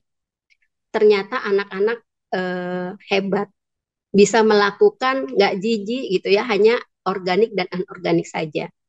Di aktivitas kedua, sampah organiku untuk semua tanamanku. Di sini kita membuat ekoenzim yang diaplikasikan. Kebetulan kita punya hidroponik, sudah 2 kali panen, dan yang di atas itu adalah sampah pupuk kompos dari sampah organik kita untuk menanam kembali di sekolah. Di aktivitas ketiga, sampah anorganikku cantik dan bermanfaat. Nah, ini celemeknya itu yang buat anak-anak yang dipakai itu dari bekas-bekas plastik. Nah, yang di bawah itu bikin hiasan dari botol bekas aqua. Yang keempat, aktivitas keempatnya sekolah ASI, Asri Sehat Indah. Di sini anak-anak waktu itu mencoba menanam kangkung sendiri, ya sampai panen. Yang bukan yang hidroponik, tapi yang seperti biasa menanam di lahan tanah. Lanjut. Nah, tahap bagikannya, aktivitas pertamanya, aku hebat, aku berhasil. 10 JP. Di sini bercerita ke teman cara membuat ekoenzim. Jadi saat di rumah, ini menggali juga ya, menggali kemampuan anak ini bisa nggak bercerita gitu. Dan alhamdulillah bisa sangat sangat menginspirasi saya. Ternyata sebenarnya mudah dilakukan, tinggal kita yang mengarahkan gitu ya. Yang aktivitas kedua, hore aku bisa, 30 peserta didik anak kita di SDN Sukarapi 3 menjadi duta adiwiyata di Kecamatan Tambelang. Dan ini selebrasi yang menurut saya sederhana, tapi tidak ada produknya, tapi bisa menginspirasi kita semua. Di situ anak-anak berdua itu yang perempuan saling dialog tentang tanaman dan membagikan tanaman untuk waktu itu membagikan ke semua sekolah perwakilan. Ya, lanjut. Nah, asesmen formatifnya kita lakukan sepanjang pembelajaran berlangsung ya, sepanjang proyek itu berlangsung. Asesmen sumatifnya digunakan untuk memastikan ketercapaian tujuan proyek. Nah, formatifnya observasi dan sumatifnya tampilan atau performance. Lanjut. Nah, ini contoh ya Bu, sahabat belajar, contoh asesmen formatifnya. Nomor, nama siswa, praktek memilah sampahnya, belum berkembang, mulai berkembang sesuai harapan, atau sudah sangat berkembang. Dan atau kesadaran menjaga kebersihan kelasnya gitu ya, karena memang tujuannya itu apa memang belum berkembang atau mulai berkembang sesuai harapan atau sangat berkembang. Ya, lanjut. Nah, ini asesmen sumatifnya, subelemennya, dan selanjutnya. Lanjut. Nah, ini pengalaman anak-anak SD ya. Beda dengan SMP tadi ya, Bu Yo. SD tuh bahasanya aku suka P5 jadi bisa buat ekoenzim gitu karena masih ini ya. Kalau ini senang belajar di luar kelas, ada ibu guru baru karena kita banyak ambil narasumber supaya nggak bosan gitu. Nah, ada lagi yang bilang sekarang aku banyak cerita soal sekolahku. Jadi mereka menunggu nih tiap Sabtu. Selanjutnya seru banget kalau P5. Lanjut.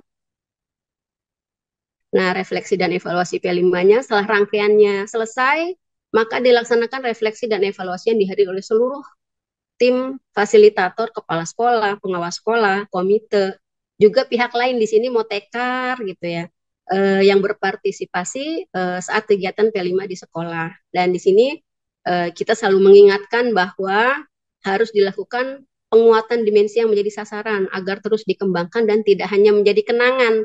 Karena kadang kalau sudah selesai satu dimensi, udah kemarin berhasil, kita lanjut ke dimensi lain, tapi dimensi kemarin balik lagi nanti siswanya. Nah, bagaimana supaya tidak jadi kenangan.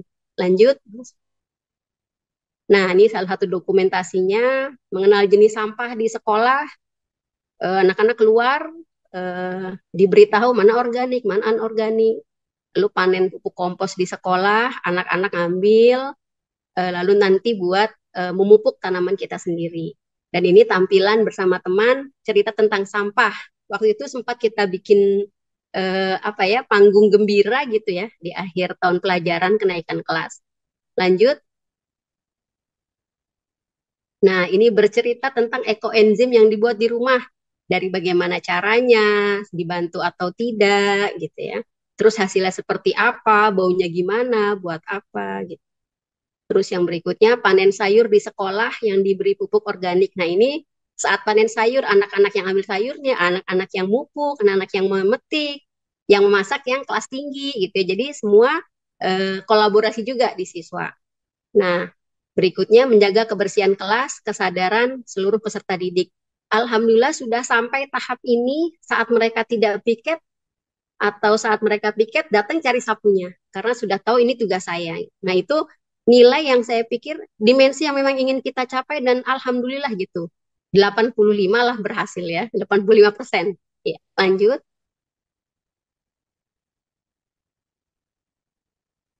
Nah, terima kasih. Jadi setelah melalui perjalanan menjadi sekolah penggerak, ternyata itu memberikan kita banyak perubahan, baik dari guru, dari komite, dari kepala sekolahnya, dari pengawas, juga dari siswa. Dan mereka bercerita sendiri itu, bercerita sendiri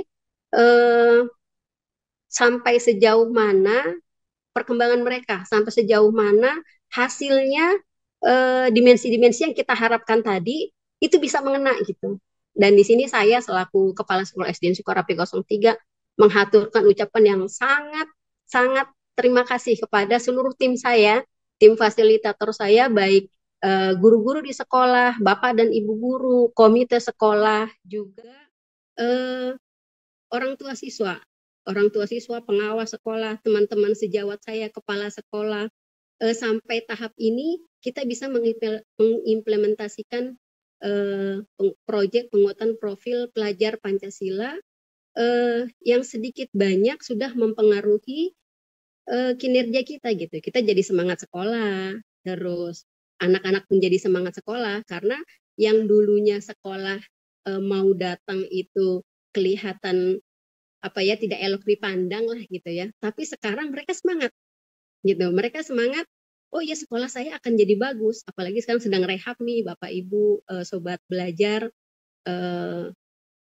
Kita mendapatkan CSR dari salah satu CSR lah yayasan gitu yang tertarik bahwa keberhasilan kita menyadarkan siswa akan proyek penguatan profil pelajar Pancasila itu sudah sampai tahap ini gitu.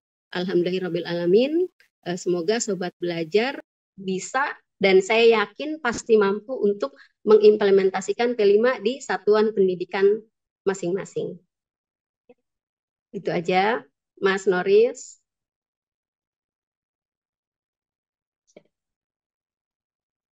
Baik, terima kasih Ibu Rumi atas pemaparannya dan saya ucapkan terima kasih kepada seluruh narasumber atas paparan yang luar biasa, memberikan pengetahuan dan inspirasi bagi kita semua. Terima kasih. Baik, sesi berikutnya sesi yang ditunggu-tunggu untuk diskusi dan tanya jawab. Kita akan beranjak ke sesi diskusi dan tanya jawab.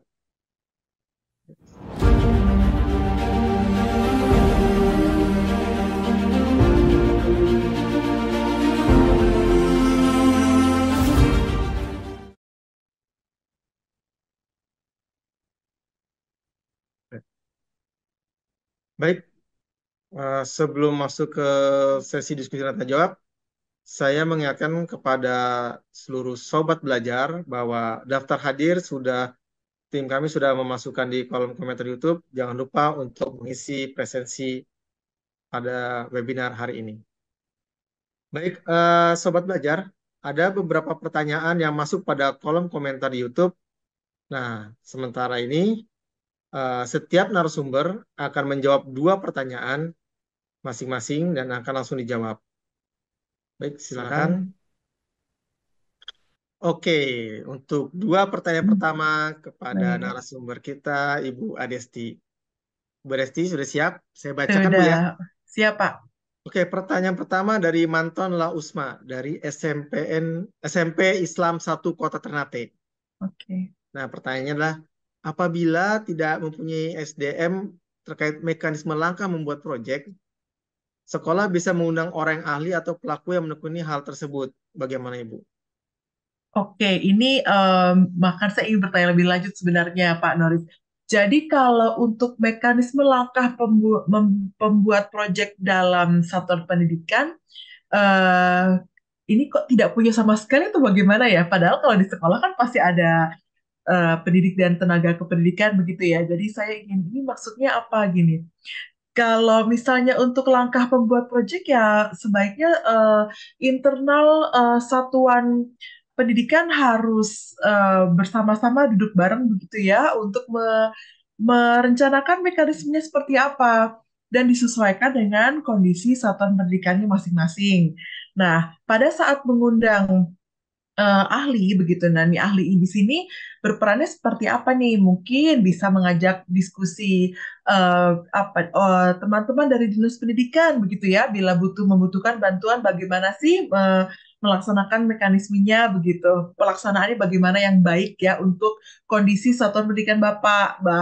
Kalau mengundang expert atau ahli dari luar itu mungkin untuk membantu pada saat satuan pendidikan sudah masuk ke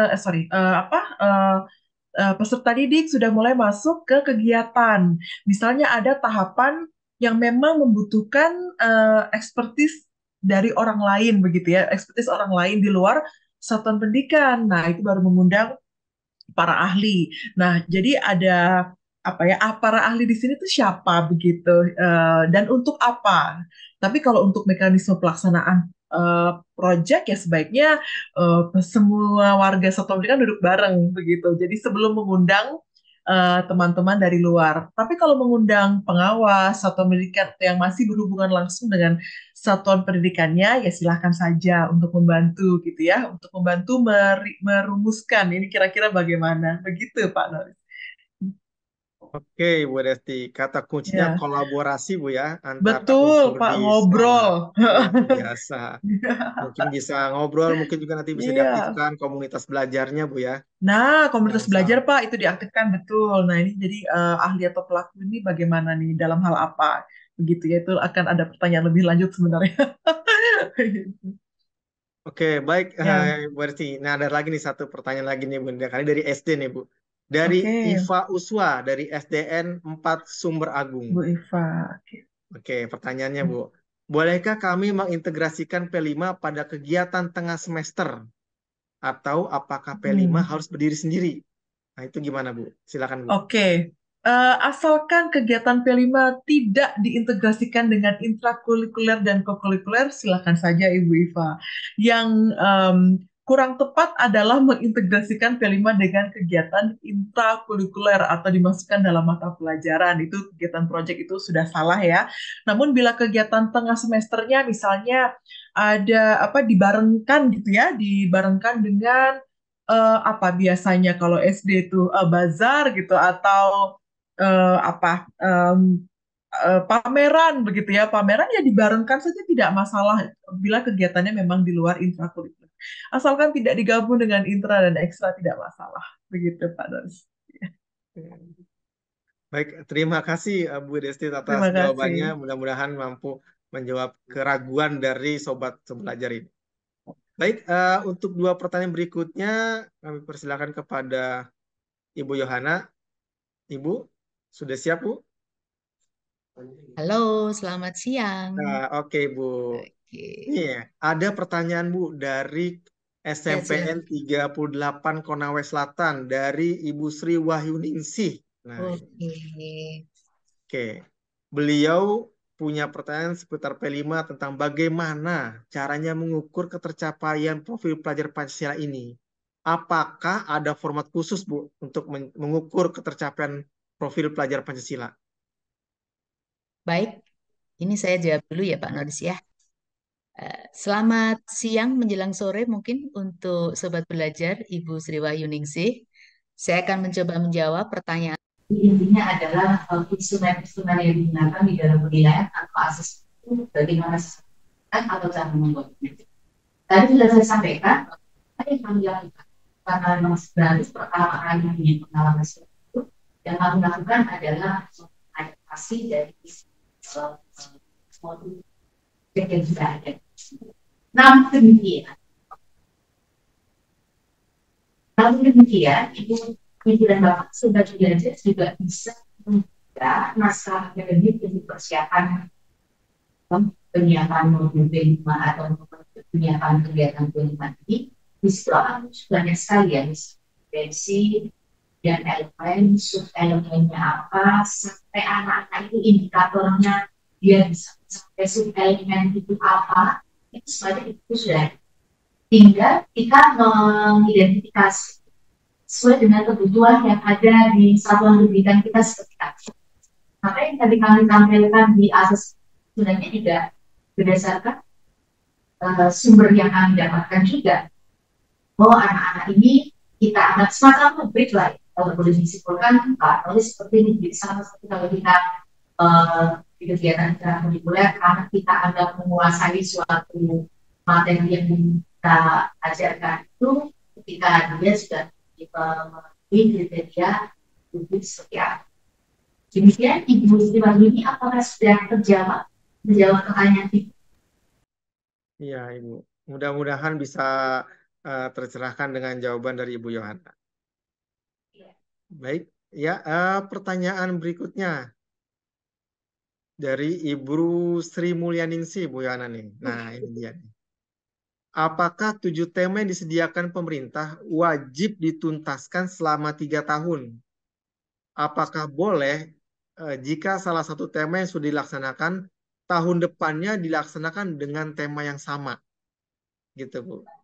Baik, terima kasih Pak Noris, terima kasih Ibu Sri Mulyaningsih yang sudah menyampaikan pertanyaannya.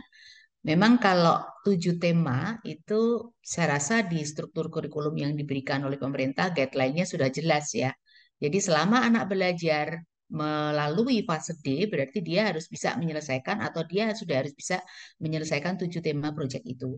Nah, bagaimana 7 tema itu kemudian akan di-breakdown melalui kegiatan-kegiatan P5, ini benar-benar sesuai dengan kebutuhan satuan pendidikan masing-masing. Karena satu fase itu berarti kalau kita SMP itu 3 tahun, 3 tahun itu adalah 7 tema. Silahkan saja kalau misalnya contoh ya, tahun pertama itu anak-anak di kelas 7 dia akan dikenalkan dengan 3 tema. Nah, 3 tema itu boleh dilaksanakan di semester 1 atau 2, atau di semester 2-nya 1 atau 2, tergantung pada kesiapan dari satuan pendidikan masing-masing. Itu yang pertama. Kemudian yang kedua, apakah mungkin tema yang sama ini akan kita ulang kembali pada jenjang berikutnya atau pada kesempatan lain?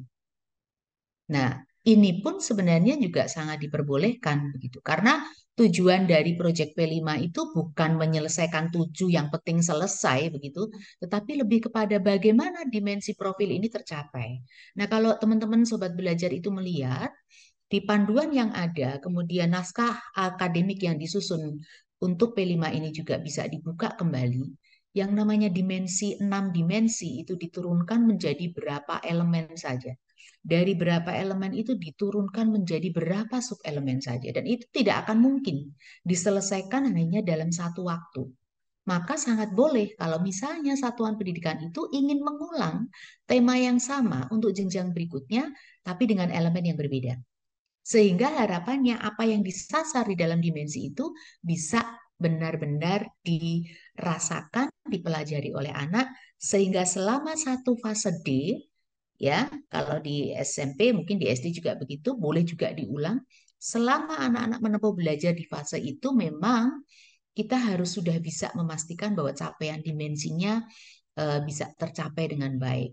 Saya sangat menyadari yang namanya dimensi itu bicara karakter gitu ya. Bicara karakter nggak akan mungkin dicapai dalam hanya 2 minggu berupa kegiatan proyek. Tetapi memang ini harus berkesinambungan. Tadi di materi yang saya sampaikan pun demikian. Setelah proyek ini selesai, what is the next begitu? Kami diskusi.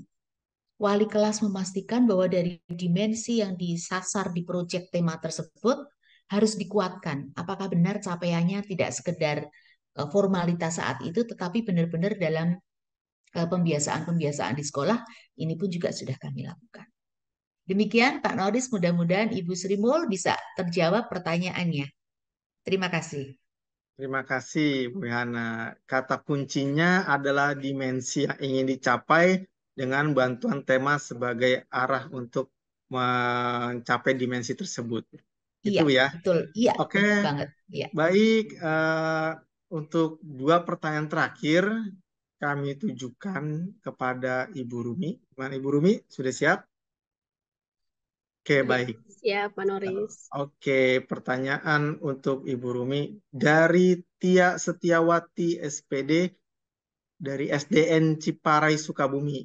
Nah, kebetulan beliau ini adalah guru kelas 1 SD nih, Bu.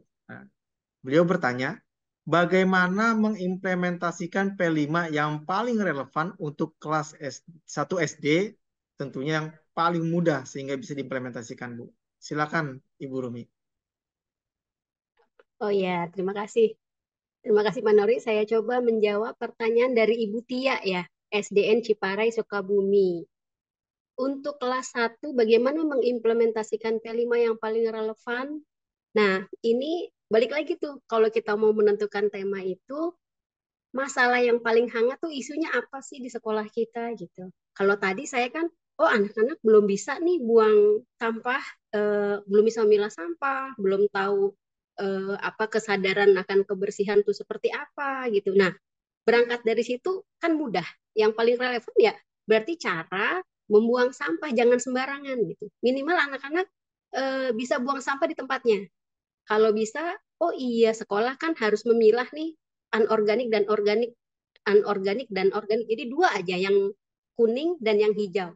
Jadi saat mau buang sampah, misalnya kan habis makan es, misalkan gitu, pakai plastik, ayo organik atau anorganik. Jadi begitu aja Bu. Saya juga begitu kok. Walaupun memang harus sabar. Karena namanya anak kelas 1 pasti main buang aja. Dengan dia sudah membuang sampah, kalau awalnya jadi buang sampah sembarangan, jadi bisa membuang udah bagus. Berarti kan sudah ada peningkatan kesadaran, oh iya harus buang sampah nih habis makan gitu. Nanti kalau udah berjalan, baru kita tanya, ayo buang itu sampah apa, organik atau anorganik, seiring dengan pengenalan-pengenalan yang kita berikan. Misalkan, oh dikasih tahu nih awalnya, organik itu sampah apa sih? Terus akibatnya apa sih kalau buang sampah sembarangan? Terus organik itu sampah apa sih contohnya gitu. Terus kalau organik tuh dibuangnya ke yang hijau atau yang kuning tong sampahnya. Walau memang sabar ya Bu ya, sabar. Karena memang kalau kelas 1 gurunya mesti cermat. Terus kita sebagai fasilitator tuh, oh iya nih anak ini udah bisa belum ya? Kan kita harus formatif, setiap selama proyek berlangsung ada formatifnya. Oh si A udah bisa nih buang sampah. Oh si B sudah bisa memilah. Oh si C udah mulai paham, sudah mulai mengingatkan temennya. Oh iya, ayo kamu buang sampahnya salah tempatnya gitu. Jadi kalau menurut saya yang paling relevan tadi lingkungan belajar kita temanya apa dulu nih. Tentukan temanya dulu, terus pakat dengan seluruh tim fasilitatornya. Mungkin gitu ya, Bu Tia ya, Pak Noris. Mungkin seperti Baik, itu. Ya. baik. Terima kasih Ibu Rumi. Kita lanjut ke pertanyaan kedua Ibu ya. Ya, Ini dari Pak Jamal Abdillah dari SDN 17 Pasir Emas, Kecamatan Singingi, Kabupaten Kuantan Singingi, Riau. Nah, pertanyaannya, apakah dalam menerapkan P5, tahapan aktivitas selalu diarahkan pada pembuatan produk? Nah, ini banyak sekali nih Bu nih dari iya betul. rekan-rekan kita di sekolah dasar, ini bertanya hal yang serupa nih Bu. Silakan Ibu. Ya, terima kasih Pak Noris. Lanjut ke pertanyaan dari Bapak Jamal Abdillah ya, SDN 017 Pasir Emas, Kecamatan Singingi, Riau. Apakah dalam menerapkan P5 tahapan aktivitas selalu diarahkan pada pembuatan produk? Justru ini miskonsepsinya. Benar ya tadi seperti Mbak Adesti bilang tadi di yang pertama, jadi produk itu bukan produk tujuannya, tapi karakter. Tadi contoh saya juga kalau P5 itu eh, hasilnya dia bisa memilah sampah, bisa buang sampah sembarangan, itu sudah hasilnya. Proyeknya hasilnya itu gitu. Jadi bukan oh bikin ekobriknya, oh ekoenzimnya bukan, tapi kesadaran dia menjaga kebersihan kelas. Itu yang pertama karena karakternya itu yang mau kita sasar, menjaga lingkungan sekolah gitu ya. Jadi kembali lagi seperti yang Bu tadi yang di SMP Purbalingga 1 itu pun bukan produknya, tapi bangunlah jiwa dan apa tadi kebinekaan tunggal ika ya Bu ya. Jadi bukan justru produknya enggak, tapi kesadaran anak bahwa apa namanya efek-efek medsos itu banyak gitu. Jadi kita harus membentengi diri kita, membentengi si anak gitu. Si anak kalau sudah paham bahwa oh saya nggak boleh itu, oh medsos tuh ada yang nggak baiknya. Nah itu hasilnya gitu. Jadi bukan produk. Nah, itu aja mungkin Pak Noris dari saya. Baik, terima kasih Ibu Rumi, dan saya ucapkan terima kasih kepada para narasumber yang telah menjawab pertanyaan dengan jelas dan terang. Semoga memberikan inspirasi dan memberikan pengetahuan bagi sobat belajar semua. Oke, baik, baik sobat belajar, sesi terakhir adalah closing statement dari para narasumber kita yang luar biasa ini. Untuk closing statement yang pertama, kami persilakan dari Ibu Adesti. Silakan Ibu, closing statement-nya. Oke, baik Pak Noris. Sobat belajar, P5 ini memang masih terbilang baru dan masih menimbulkan kebingungan dan miskonsepsi pada proses penyelenggaraannya. Namun saya berharap sobat belajar tidak menyerah, terus perbanyak kolaborasi dan berdiskusi dengan semua warga satuan pendidikan dan peka terhadap kondisi satuan pendidikan masing-masing. Jadi tidak dipaksakan untuk menyelenggarakan proses perayaan yang membutuhkan biaya besar, dan juga peka terhadap kebutuhan peserta didik sehingga sub elemen yang ditarget itu dapat juga mengubah karakter yang bermanfaat untuk peserta didik ya. Dan semoga proyek penguatan profil pelajar Pancasila menjadi proses penguatan karakter yang berkelanjutan, jadi tidak pernah berhenti sampai di bawah si peserta didik sampai ke masa yang akan datang. Jadi sobat belajar, mari kita kuatkan karakter bangsa Indonesia melalui proyek penguatan profil pelajar Pancasila. Baik, terima kasih. Sekian Pak Noris. Terima kasih Bu Desti atas closing statement-nya. Berikutnya closing statement dari Ibu Yohana Kristianti. Bu Yohana, silahkan. Baik Pak Noris, kalau saya punya keyakinan bahwa setiap sekolah itu mempunyai karakteristik yang istimewa untuk diolah dan dikemas dalam kegiatan proyek penguatan profil pelajar Pancasila. Tetapi selalu ada langkah kecil, ada langkah pertama. Ini yang kadang-kadang sering membuat teman-teman itu merasa patah semangat terlebih dahulu, membayangkan kayaknya itu susah banget ya, gitu. Tapi ternyata tidak. Memulai langkah kecil dengan keberanian itu akan jauh lebih terhormat dan penting daripada tidak melangkah sama sekali.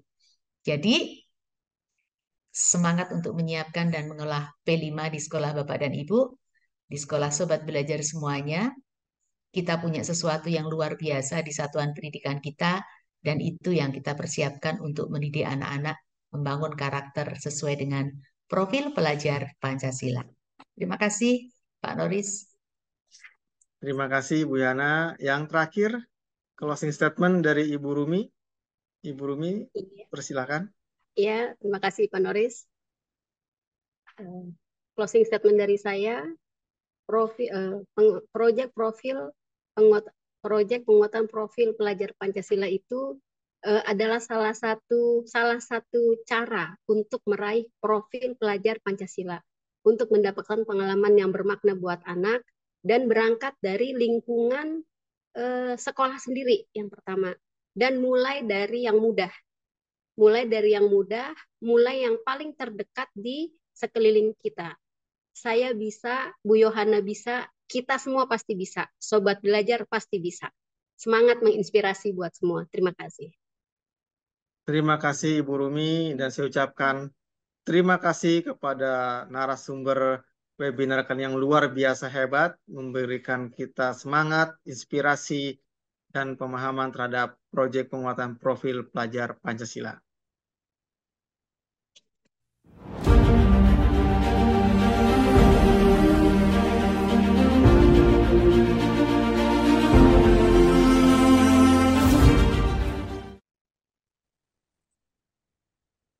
Sobat belajar, tidak terasa sudah 2 jam. 2 jam kita mengikuti webinar ini.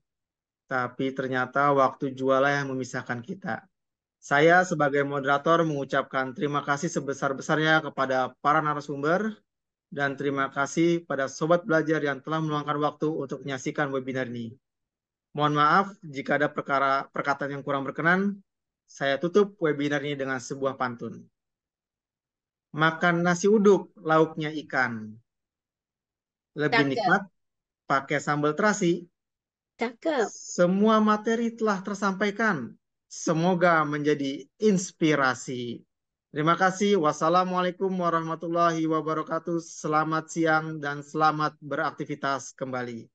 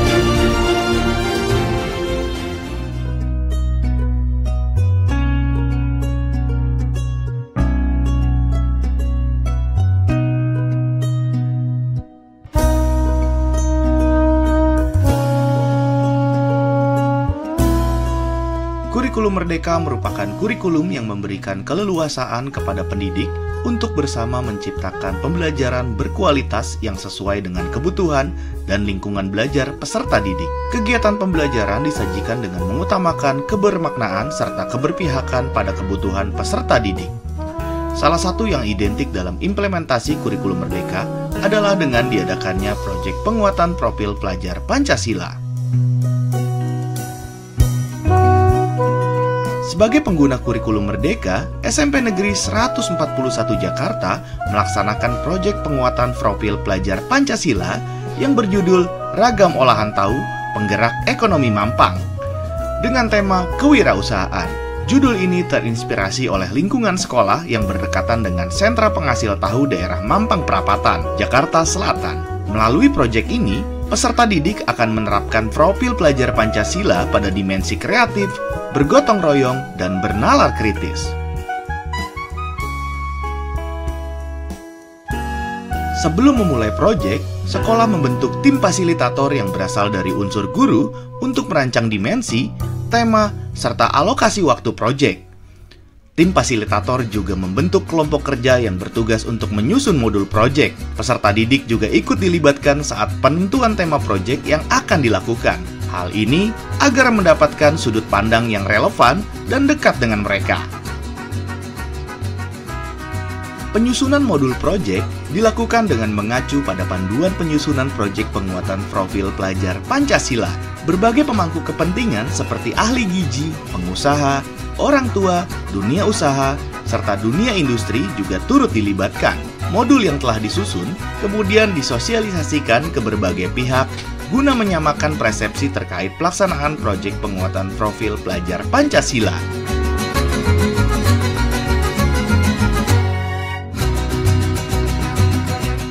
Kami mengelompokkan pelaksanaan proyek ke dalam 4 tahapan, yaitu tahap pengenalan, kontekstualisasi, aksi, dan refleksi.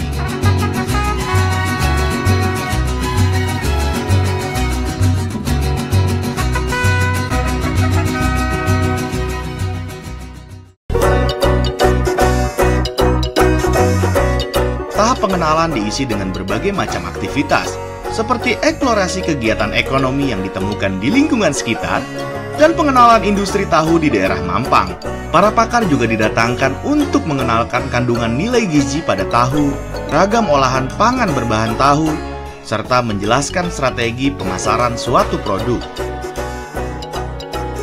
Pada tahap kontekstualisasi, peserta didik merancang perencanaan bisnis terkait kreasi produk olahan tahu. Diawali dengan menganalisis hasil survei untuk kemudian diolah ke dalam rencana bisnis, mereka mencoba untuk melakukan pengembangan konsep kewirausahaan berdasarkan informasi yang telah mereka dapatkan. Pada pengembangan rencana bisnis, peserta didik juga menyiapkan bagaimana produk tersebut bisa dipasarkan secara menarik. Dalam hal ini, mereka membuat iklan pemasaran melalui video, lebar brosur, maupun poster produk dengan berbagai media kreatif sesuai dengan kemampuan masing-masing. Pada tahap aksi, peserta didik merealisasikan ide kreatif yang telah disusun. Mereka memaparkan produk dan ide bisnisnya kepada pihak-pihak yang menjadi sasaran, seperti teman-temannya, guru, orang tua, pengawas, dan masyarakat sekitar sekolah. Selain itu, melalui proyek ini, mereka juga dapat memberikan banyak dampak nyata terhadap aktivitas perekonomian yang ada di lingkungan sekitar sekolah.